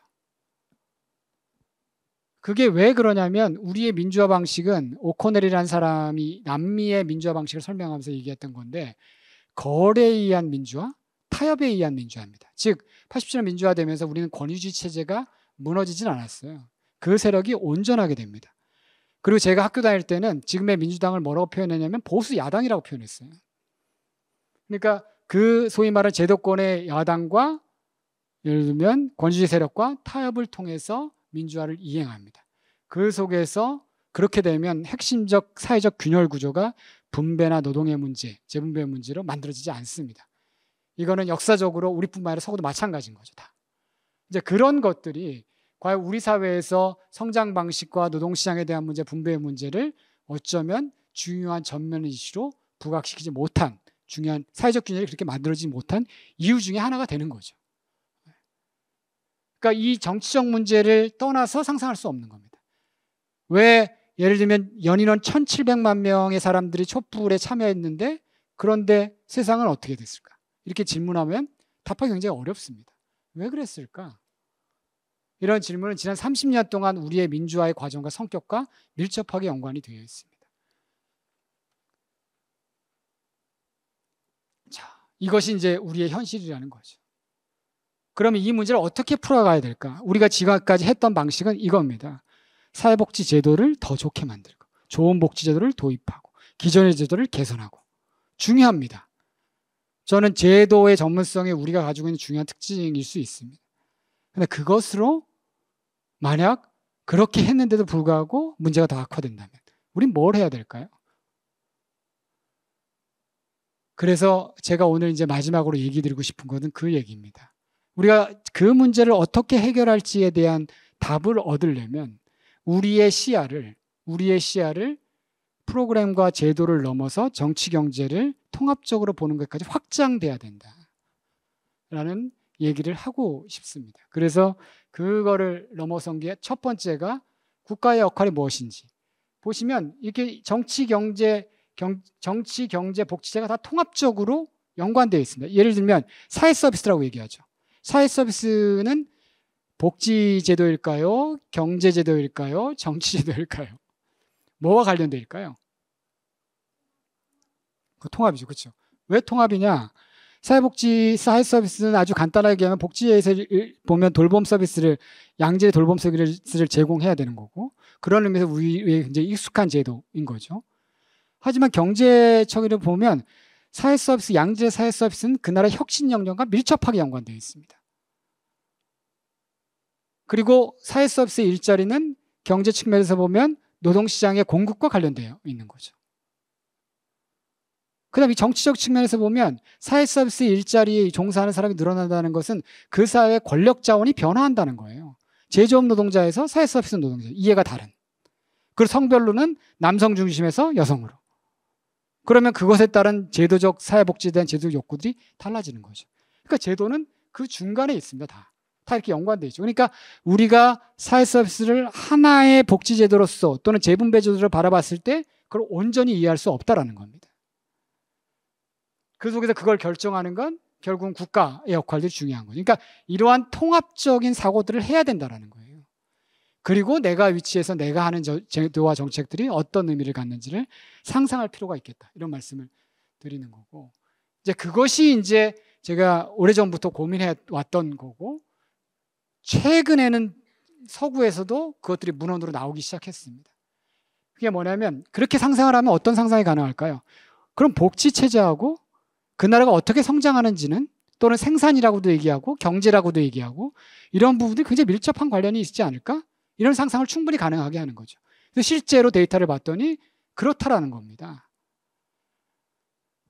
뭐냐면 독일과 스웨덴의 얘기를 중심으로 말씀드릴게요. 독일은 뭐냐면 고품질 제조업, 예를 들어 벤츠, 아우디, 포르쉐 이런 걸 다 아시는 거죠. 고품질 제조업이 장점입니다. 70년대, 80년대, 90년을 넘어가면서 독일 경제가 위기에 처합니다.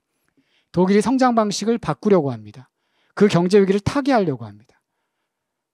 스웨덴도 마찬가지입니다. 스웨덴도 사브나 스카니아나 예를 들면 볼보 같은 제조업 강국이었거든요. 독일과 유사했습니다. 근데 둘이 완전히 다른 길을 가게 됩니다. 독일은 어떻게 가게 되냐면 숙련된 노동자에 기반한 제조업의 경쟁력을 유지시키려고 합니다. 그러면 제조업의 노동자들을 보호하고 제조업을 지원해야 될 거 아닙니까? 고품질 제조업 숙련을 유지할 수 있도록. 그런데 문제는 제조업에서 만든 상품은 항상 대체제가 있습니다. 포르쉐가 아무리 좋아도 예를 들면 중국의 자동차도 있고 한국의 자동차도 있습니다. 포르쉐를 안 타도 돼요. 포르쉐보다 더 좋은 자동차도 마찬가지인 거죠.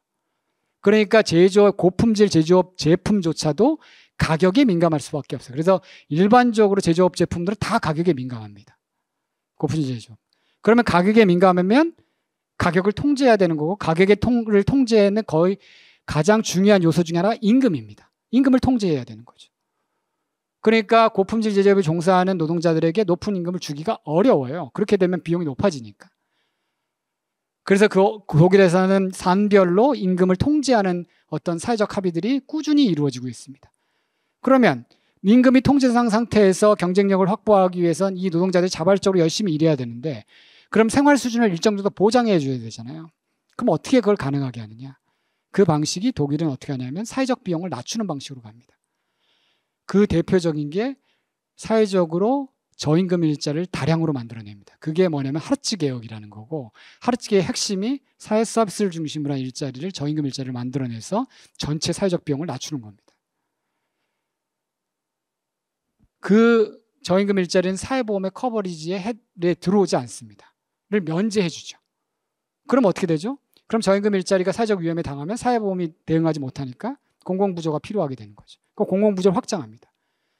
자, 그럼 노동시장에서는 좋은 일자리와 정규직 일자리와 제조업 일자리, 그렇지 않은 일자리를 분화되죠. 복지도 분화됩니다. 그러니까 노동시장의 이중구조가 복지의 이중구조로 만들어집니다. 독일은 지금 유럽에서 가장 노동시장의 이중구조와 복지 이중구조가 만들어진 나라입니다. 스웨덴도 독일과 같은 스웨덴 기업도 가고 싶었어요. 근데 가지 못했습니다. 왜냐하면 60년대, 70년대, 80년대 노동자가 부족할 때 스웨덴은 어떻게 했냐면 독일은 그걸 초대한 노동자, 외국 노동자를 사용했어요. 일정 기간 동안. 그게 끝나면 보냈거든요. 스웨덴은 여성 노동력을 동원합니다. 국내에서. 그게 사회 서비스 일자리로 역할을 하게 되는 거죠. 그래서 실제로 60년대부터 90년대까지 40년대 동안 신규 일자리, 스웨덴에서 만드는 신규 일자리의 90%가 지방정부가 만든 공공부문의 일자리입니다. 90%입니다. 민간부문과 중앙정부는 거의 일자리를 만들어내지 못해요. 그러니까 그 일자리가 만들어지는데, 공공부문은 아시는 것처럼 우리도 그렇지만 조직률이 굉장히 높습니다. 그렇죠? 그게 높으니까 어떻게 되냐면 스웨덴이 70년대, 80년대, 90년대에 독일처럼 가려면 어떤 일을 해야 되냐면 그 강력한 서비스 노동자들을 해체시키고 서비스의 질을 낮춰야 됩니다. 근데 그건 정치적으로 불가능한 일입니다. 그러니까 스웨덴은 그 길을 갈 수가 없었어요. 그러니까 다시 얘기하면 우리가 양질의 서비스 일자리를 만드는 것이 스웨덴은 그 역할을 한 거죠. 못 가게 한 겁니다. 그러면 경제는 처지게 되고 경제가 성장하지 못하게 되면 예를 들면 국민의 삶의 질, 자본주의에서 국민의 삶의 질 자체가 위태로워지게 되고 복지의 지속 가능성도 위협받게 됩니다. 스웨덴이 택한 것이 바로 산업의 고도화입니다. 그게 ICT, 그다음에 제조업의 서비스와 ICT를 이용해서 기획, 디자인, 물류, 로지스틱이라고 하는 AS 이런 것들을 다 서비스화합니다. 일자리를. 고품질 서비스가 되는 거죠. 그걸 다이나믹 서비스라고도 하고. 그러니까 산업 구조를 고품질 제조업, ICT라는 혁신 산업, 그다음에 다이나믹 서비스 이 세 개로 가져갑니다. 근데 다행히도 그거를 할 수 있는 광범위한 양질의 일자리는 양질의 사회 서비스로 길러진 거죠. 이것이 맞아 떨어지면서 스웨덴이 상대적으로 괜찮은 일자리를 만들고 성장을 지속하게 됩니다. 그게 여기서 이제 보여드리지는 않았는데 어떤 게 나냐면 임금 격차를 보면 독일은 시간이 갈수록 제조업 일자리와 서비스 일자리가 이렇게 벌어집니다. 근데 스웨덴은 같이 갑니다. 거의 차이가 없이 갑니다. 그 얘기는 뭐냐면 노동시장의 이중구조가 상대적으로 덜하게 되는 거고 그렇게 되니까 사회 서비스, 예를 들면 사회보장에서 이중구조도 상대적으로 덜하게 되는 거죠. 근데 그런 개혁들이 90년대에 다 이루어집니다. 그러니까 월드뱅크의 연금개혁도 그 연금개혁을 자세히 보면 그것이 단순히 복지개혁이 아니라 90년대 이후에 경제가 세계화되면서 이제 자본에 대한 통제와 직접적으로 성장 방식 국가 개입하는 건 어려워지게 됩니다. 그러니까 그걸 우회하는 방식이 뭐였냐면 사회정책의 개입을 통해서 성장 방식을 바꾸는 거였어요. 또는 유지하거나. 그거는 많은 문헌에 나와 있습니다. 림문을 보시면. 여기 지금 제기한 문헌도 그 대표적인 문헌 중에 하나입니다. 그런 방식으로 전환하게 되는 거죠. 그러면 이제 우리가 이제 상상할 수 있는 거죠. 우리가 새로운 더 좋은 사회를 만든다는 건 사회복지가 단순히 사회적 위험에 수동적으로 대응하는 것이 아니라 사회복지가 어쩌면 경제구조와 정치구조를 바꿀 수 있는 출발점이 될 수도 있겠다. 이런 상상들을 우리가 할 수 있다는 겁니다. 이제 그런 상상들을 하면서 세계경제가 변화하는 것. 또 하나 어떤 거냐면 세계경제가 변하고 있어요. 이제 제조업 중심의 세계가 아니라 지식기반 서비스의 중심으로 변하고 있죠. 근데 우리가 이 세계화의 국면에서 우리는 제조업 중심으로 성장했습니다. 이제 세계가 다른 식으로 재편되고 있는 거죠. 그런 의미에서 우리의 성장 방식을 좀 돌아볼 필요가 있고요. 또 하나는 이게 놓치고 있는 부분인데 2008년 금융위기가 일어나는 다음에 자, 긴축과 인플레이션은 지난 40년 동안 우리에게 경제 기조의 원칙이었어요. 대부분의 국가에서. 그걸 주도했던 기관이 IMF와 월드뱅크입니다. 그리고 90년에 그게 워싱턴 컨센서스라는 걸로 정식화되고 97년에 우리에게 요구했던 것도 그거예요. IMF 때. 근데 이 사람들 입장을 바꿉니다.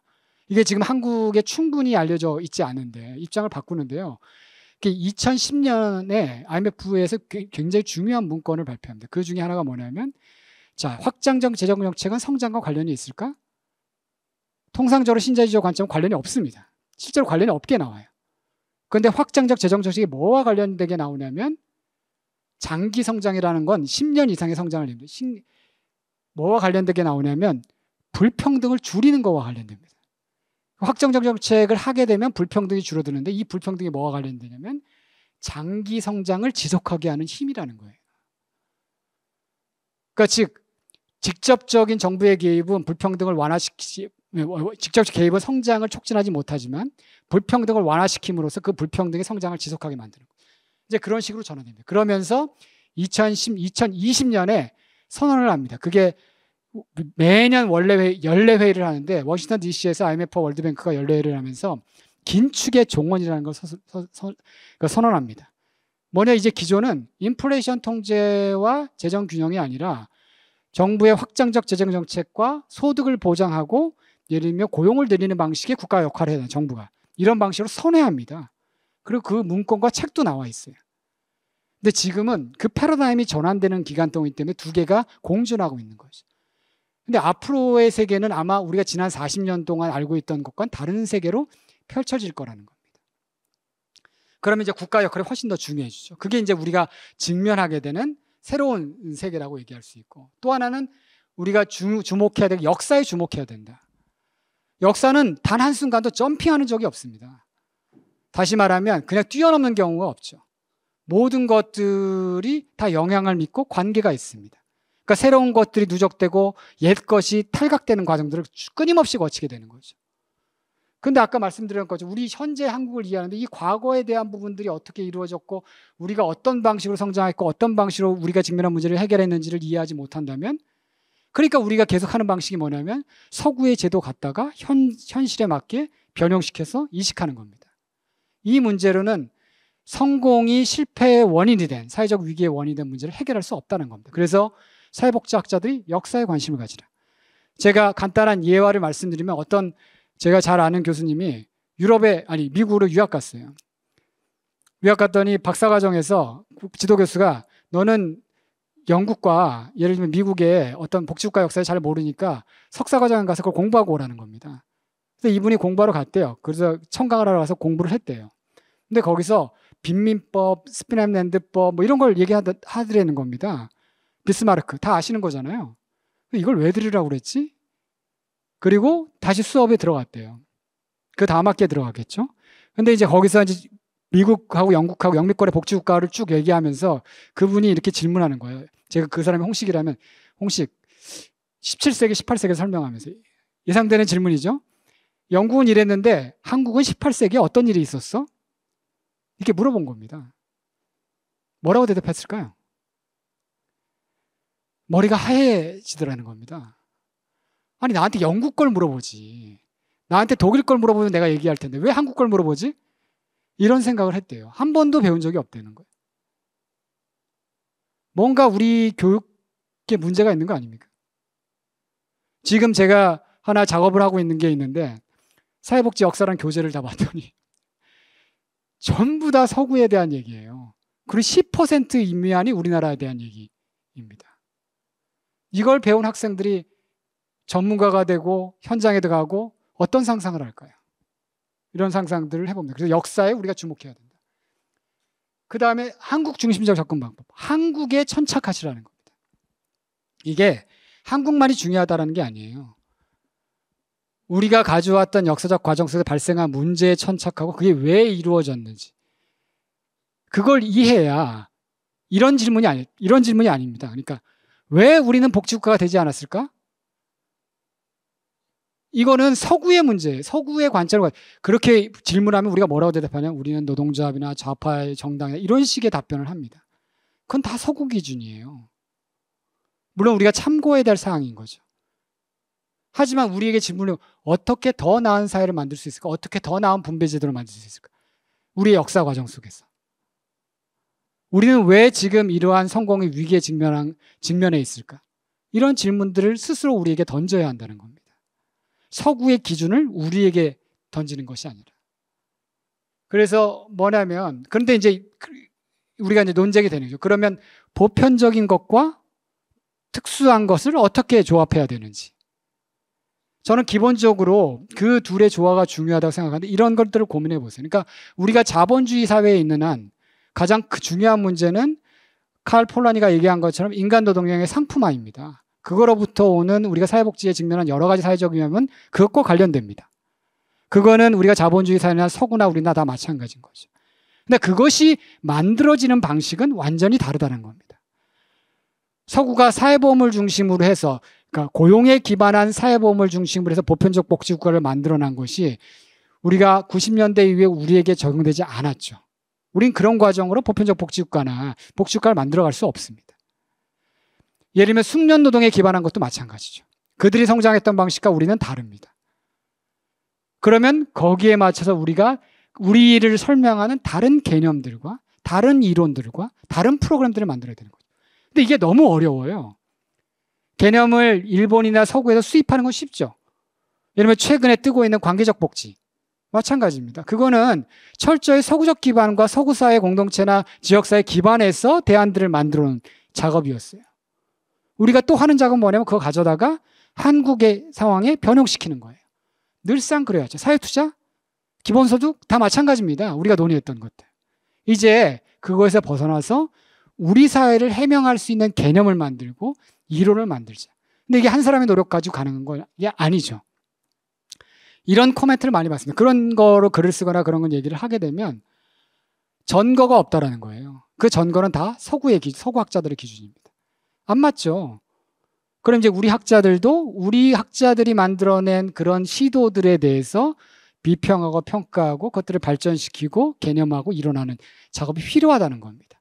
이제 그런 작업들을 여기 계신 분들이 함께 하셔야 될 거다 이런 생각을 듭니다. 그래서 그거를 제가 이제 뭐 원조 복지 체제 이건 이제 50년대를 얘기하는 거, 개발국 복지제는 60년대 이후를 얘기하는 건데 이런 식으로 우리 사회를 설명하는 우리만의 개념들을 만들어내야 한다라는 겁니다. 자, 그러면 이제 마지막으로 얘기를 드릴 텐데, 자, 이게 이제 한국의 현실입니다. 결국은 복지라는 게 중요합니다. 근데 우리의 사실은 분배가 가장 먼저 이루어지는 곳은 시장입니다. 그러니까 시장이 왜곡되거나 시장이 잘못되거나 시장에서 기본적으로 불평등을 만들어내면 복지를 통해서 그것을 제한하는 건 대단히 한계가 있다는 겁니다. 그리고 많은 경우에 그 시장에서의 지위는 복지에서의 지위와도 밀접하게 연관되어 있고. 자, 지금 이게 우리의 상황입니다. 여기 10명의 청년들이 있어요. 그리고 한 개의 의자가 있습니다. 여기 피아노가 있고, 그 다다다다다다다 음악이 흐르면 이 학생들은 뭘 해야 될까요? 청년들은. 네? 의자에 앉아야 됩니다. 몇 사람이나 앉을 수 있을까요? 그렇죠. 그러면 우리가 이 10사람이 다 신체적 능력과 인지 능력이 다 똑같다고 칩시다. 다 똑똑하고 다 스마트해요. 거의 다 100% 똑같아요. 그럼 이 사람들이 1년 동안 닭가슴살하고 샐러드하고 고구마만 먹고 하루에 8시간씩 트레이닝을 받았다고 칩시다. 그리고 1년 후에 돌아와요. 엄청나게 순발력이 있을 거 아닙니까? 이 사람들이 다 음악이 흐르고 이 주변을 돕니다. 음악이 멈춰요. 몇 사람이나 의자에 앉을 수 있습니까? 네? 몇 사람 앉을 수 있을까요? 1명. 그럼 우리가 의자에 앉지 못한 사람들에게 뭐라고 얘기해야 될까요? 더 열심히 하라고? 네? 더 스펙을 많이 쌓으라고? 저는 앞으로 우리가 이 문제를 해결하는 데 있어서 이러면 어떨까? 예를 들면 이게 하나가 아니라 의자가 2개고 의자가 3개고 의자를 10개를 만들지 못할 거예요. 하지만 의자 수가 늘어나면 그래도 열심히 일하고 열심히 노력한 사람들이 부모의 사회경제적 지위와 관계없이 괜찮은 일자리에서 일할 수 있는 사회가 올 수 있지 않을까. 근데 이 일자리를 만드는 일은 사회복지가 전통적인 사회복지의 영역으로는 해결하기 굉장히 어려운 문제라는 거죠. 하지만 이 좋은 일자리를 만드는데 아까도 말했듯이 90년대 이후에 사회정책이 굉장히 중요한 역할을 하고 있다는 겁니다. 그럼 이런 문제를 우리가 해결할 수 있을까? 답답하고 힘들죠. 마지막으로 이런 얘기를 드리고 싶어요. 100년 전을 생각해 보십시오. 100년 전은 어떤 시대입니까? 1924년. 일제강점기입니다. 일제강점기에 우리가 요즘 지하에 모였다고 치고 우리가 독립운동을 꿈꾸는 사람들이에요. 여기서 어떤 분이 일어나가지고 100년 후에 대한민국의 1인당 GDP가 일본보다 높아지고 100년 후에 대한민국의 민주주의가 일본보다 세계의 등불이 되고 아시아의 최고 수준이 되고 100년 후에 대한민국의 문화가 전 세계인들이 즐기고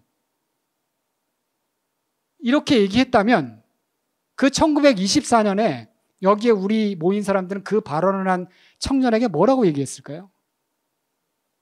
미쳤다고 얘기했을 겁니다. 상상이 불가능한 겁니다. 근데 100년이 지났어요. 지금 제가 얘기한 건 거짓이 아닙니다. 다 우리가 실현하고 이룬 거예요.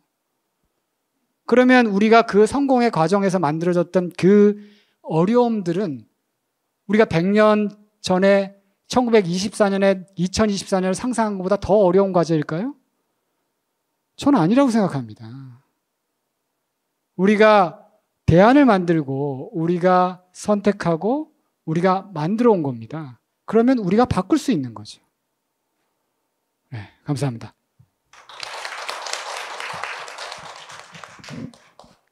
네, 저희 90분 동안 정말 쉼없이 이렇게 열정적으로 강의해주신 윤용식 교수님께 다시 한번 또 박수로 감사 인사드리면 좋겠습니다. 감사합니다. 오늘 뭔가 굉장히 아주 넓은 스펙트럼의 강의를 들은 느낌을 다 받으셨을 텐데요. 현장에 오신 선생님들만 누릴 수 있는 또 좋은 기회가 있습니다. 질문하실 수 있는데요. 우선은 질문 생각하시기 전에 우리 고려사이버대학교 사회복지학과 교수님들 오셨는데 혹시 들으시면서 간략한 또 소감이나 코멘트 해주실 부분들 있으실까요? 네. 너무 굉장히 아주 중요한 그 전반적인 우리나라 사회에 관련한 것도 포함되고 또 사회복지가 정말 아까 제목에서도 있었지만 풀어야 될 핵심적인 문제를 다 지적을 해 주셨는데요. 특히 저도 이제 정책을 전공하고 아까 말씀하신 역사, 법제, 사회문제론까지 다 하다 보니까 제가 빠진 부분들이 이렇게 있었구나라는 생각까지 좀 들 정도로 자극을 받게 되었습니다. 그리고 또 사실 저희 학교 학생들은 또 학부여서 또 조금 어려운 부분도 있었을 것 같은데요.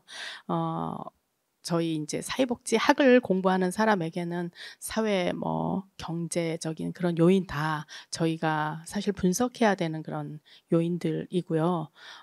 그리고 이제 저는 오늘 조금 그래도 저는 사회복지를 가르치면서 공동체나 국가에 대한 부분을 조금 강조를 했다라고 생각을 했는데 오늘 느끼게 된 점은 저희가 귀결된 게 개인과 가족으로 많이 귀결이 됐구나. 이게 이제 우리나라 사회복지의 문제일 수도 있고 또 저는 사실 그게 우리나라라기보다는 사회복지의 문제라고 생각을 했었어요. 항상 축은 크게는 뭐 공동체 국가라고 하지만 실제 이제 복지의 어떤 단위 자체는 개인과 가족이어서 사실은 여기서 조금 더 확장될 수 있는 그런 항상 좀 그런 기본이 되는 게 없을까라고 했는데 오늘 사실 조금 여기서 힌트를 좀 받은 것 같아서 오늘 강의에서는 가장 좋은 포인트였습니다. 네, 오늘 강의 잘 들었고요. 또 학회에서 신청하신 분들 또 우리 학과에서 또 고려사이버대 사회복지학과에서 신청한 학생들이 있을 텐데 또 궁금하신 점 질문해 주시면 좋을 것 같습니다. 너무 강의 잘 들었습니다. 네, 고려사이버대학교 3학년 이윤경입니다. 네, 오늘 강의 너무 재밌게 잘 들었습니다. 제가 좀 여태까지 제가 좀 어쨌든 민의 입장에서 정책에 좀 참여할 기회가 좀 있었는데 항상 의문스럽고 답답했던 거를 오늘 딱 말씀해 주셔서 조금 좀 뻥 뚫리는 느낌이었어요. 가장 제가 좀 답답했던 게 뭐냐면 기존 다른 분 강의나 이렇게 들었을 때 보면 항상 스웨덴하고 핀란드는 최고의 복지국가다. 그래서 따라야 한다. 그런 좋은 장점만 계속 얘기해 주지 단점을 얘기해 주지 않고 그 단점을 그게 다 장점이 다 우리나라에 또 온다고 한들 그게 다 우리나라에 맞는 것도 아니고 우리나라는 우리나라의 역사에 있고 아까 말씀하셨듯이 우리나라만의 그런 적용할 수 있는 부분이 있는데 기존에 이렇게 많이 이렇게 좀 다른 강의를 듣다 보면 우리나라에 적합을 하는 데 있어서 조금 너무 무리하지 않는가라는 생각을 많이 했었거든요. 또 예를 들자면 뭐 스웨덴 같은 경우 교육에 있어서 평등화가 가장 기초라고 하더라고요. 그래서 어떤 평등화 기반으로 해서 학력 수준이 현재는 좀 많이 저하됐다는 얘기를 들었거든요. 저희 뭐 공공의료도 많이 늘려야 된다고 저희 나라도 얘기하고 스웨덴은 이미 공공의료가 형성되어 있고 있는데 그러다 보니 의료질이 떨어져 단점을 얘기하면 의료질이 떨어지고 또 그 의료 접근성도 떨어지고 그런데 저희 나라에 올 때는 많은 분들이 그냥 장점만 보편적으로 많은 사람들이 의료를 이루고 있다 이런 얘기 장점만 들어서 굉장히 답답은 했었거든요. 근데 이제 오늘 말씀하시기를 우리나라 역사를 바탕으로 우리나라의 사람들의 우리만의 개념을 만들어야 한다는 말씀을 들으니까 굉장히 좀 진짜 우리만의 것을 만들어야겠다는 생각을 했고요. 저는 또 하나는 이런 스웨덴은 평등 또 저희는 약간 선별주의가 좀 있으니까 이 보편적 평등 그리고 선별적 그리고 공정성 이런 건 사회복지는 평등이나 공정이나 정의 이런 얘기를 많이 다루고 있잖아요. 그래서 교수님 생각하시기에 어쨌든 어느 쪽에 또 평등에 너무 치우쳐도 안 되고 공정에 치우쳐도 안 되고 이런 경우가 있는데 교수님이 생각하시기에는 이걸 어떻게 우리나라에 좀 조화롭게 이루어야 되나 좀 한번 말씀 좀 부탁드립니다.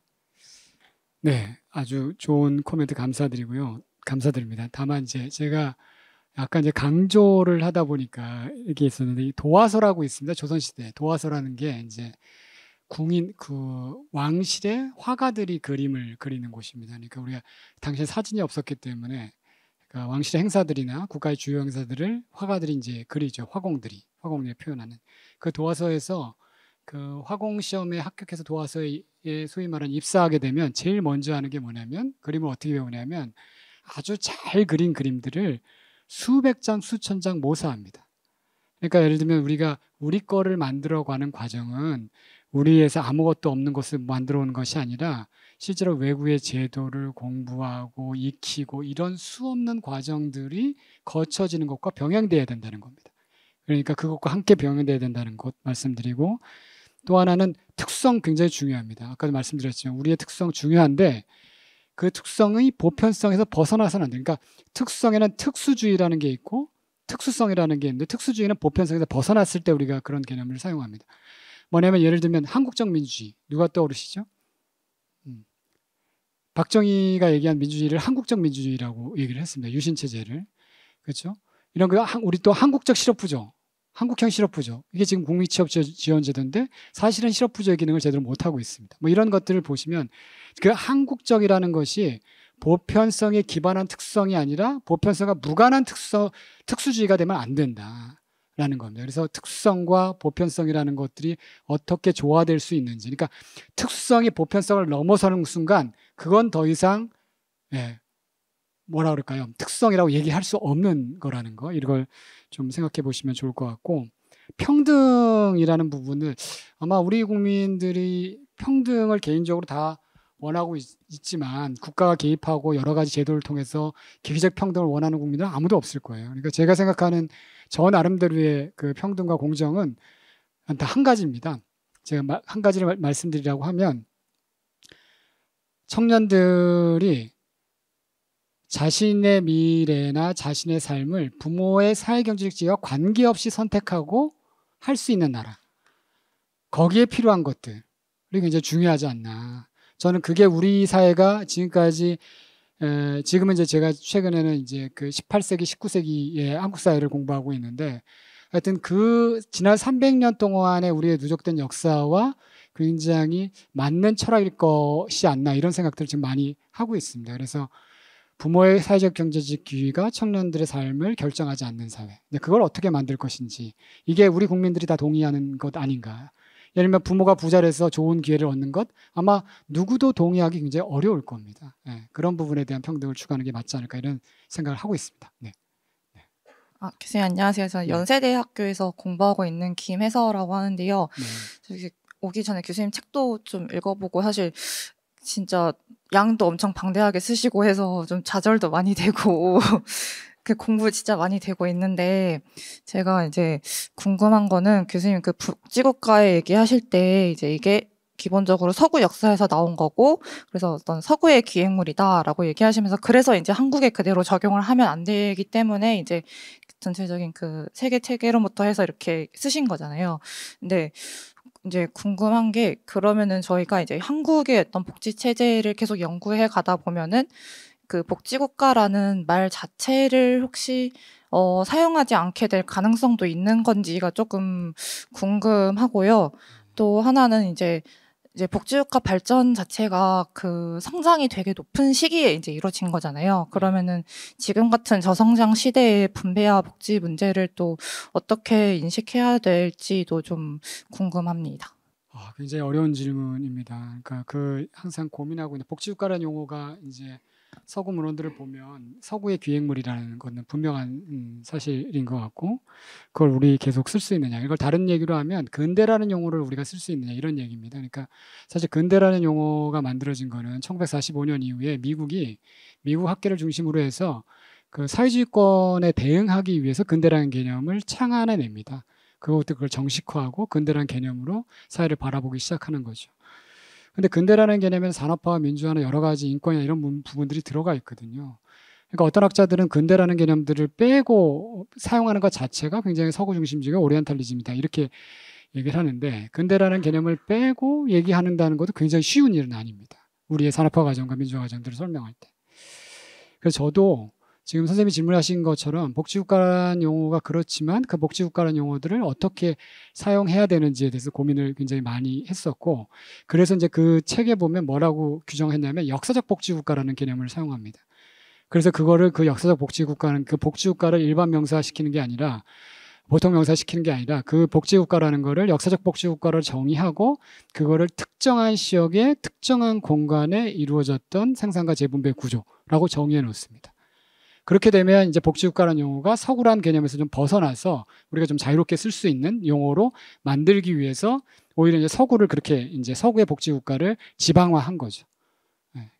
그래서 이제 그 복지국가라는 개념도 오늘 그렇게 사용을 이제 재규정하면서 사용하게 되면 우리가 좀 서구적 규정성으로 벗어나서 사용할 수 있지 않을까라는 생각인데, 다만 제가 요즘 고민하는 거는 뭐냐면 어떤 개념은 고정되어 있지 않다. 그 내용을 구성하는 것도.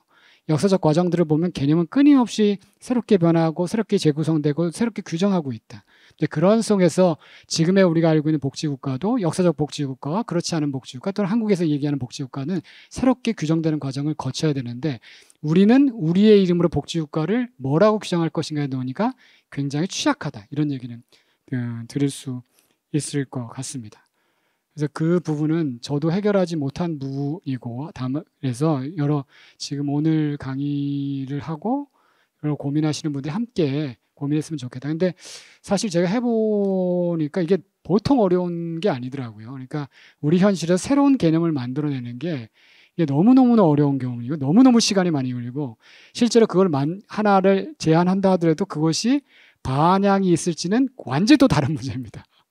그래서 하지만 그런 시도들이 쌓이게 되면 우리도 우리 나름대로의 분배와 재분배와 생산을 얘기하는 개념들을 만들어낼 수 있지 않을까. 그거를 통해서 저는 한국형, 한국식 또는 어떤 다른 이름의 재분배와 분배체계라는 용어를 사용할 수 있지 않을까. 그래서 요즘은 최근에 제가 복지국가라는 용어보다는 분배체계라는 용어를 훨씬 더 많이 사용하고 있습니다. 분배체계라는 걸 중립적으로 복지국가에 왜냐하면 복지국가라는 얘기는 우리가 아는 것처럼 몇 가지 조건들이 있잖아요.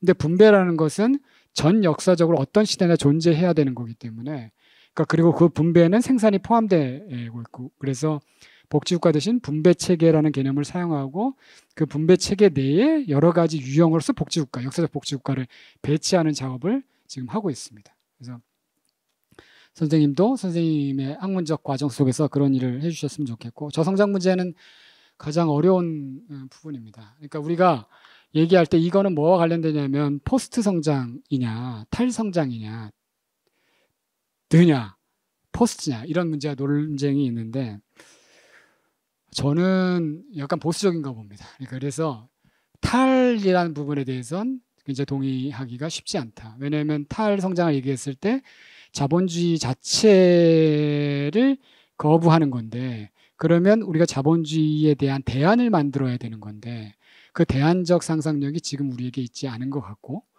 또 하나는 역사적으로 보면 어떤 것들이 예를 들면 서구에서 얘기하는 이런 봉건사회에서 자본주의로 넘어갈 때 그것이 단절적이지 않았습니다. 굉장히 누진적이고 점진적이었다. 자본주의의 변화도 우리가 그 탈성장을 얘기하는 것에서 자본주의 대안을 주장하는 것이 중요한 게 아니라 현실에서 점진적 변화 과정 속에서 누적되는 과정 속에서 그 성격이 변화할 거고, 그것이 우리가 자본주의가 아니라고 얘기하는 것은 우리가 그것이 한참 진행된 100년, 200년 후에 우리가 뒤를 돌아볼 때 그렇게 규정할 수 있겠다. 왜냐하면 자본주의라는 것도 그렇게 규정됐습니다. 그러니까 그런 역사적인 과정들을 이해한다면 그 성장이란 문제는 탈성장에 대한 디그로스의 문제가 아니라 포스트 그로스의 문제로 접근하는 게 맞고, 그러면 우리가 예를 들면 지난 성장의 방식과 이후의 성장 방식이 어떻게 달라져야 되는지에 대한 고민, 이 속에서의 예를 들면 분배체계 또는 재분배체계로서 복지국가를 어떻게 재구성해야 될지 이런 고민들이 필요한 거죠.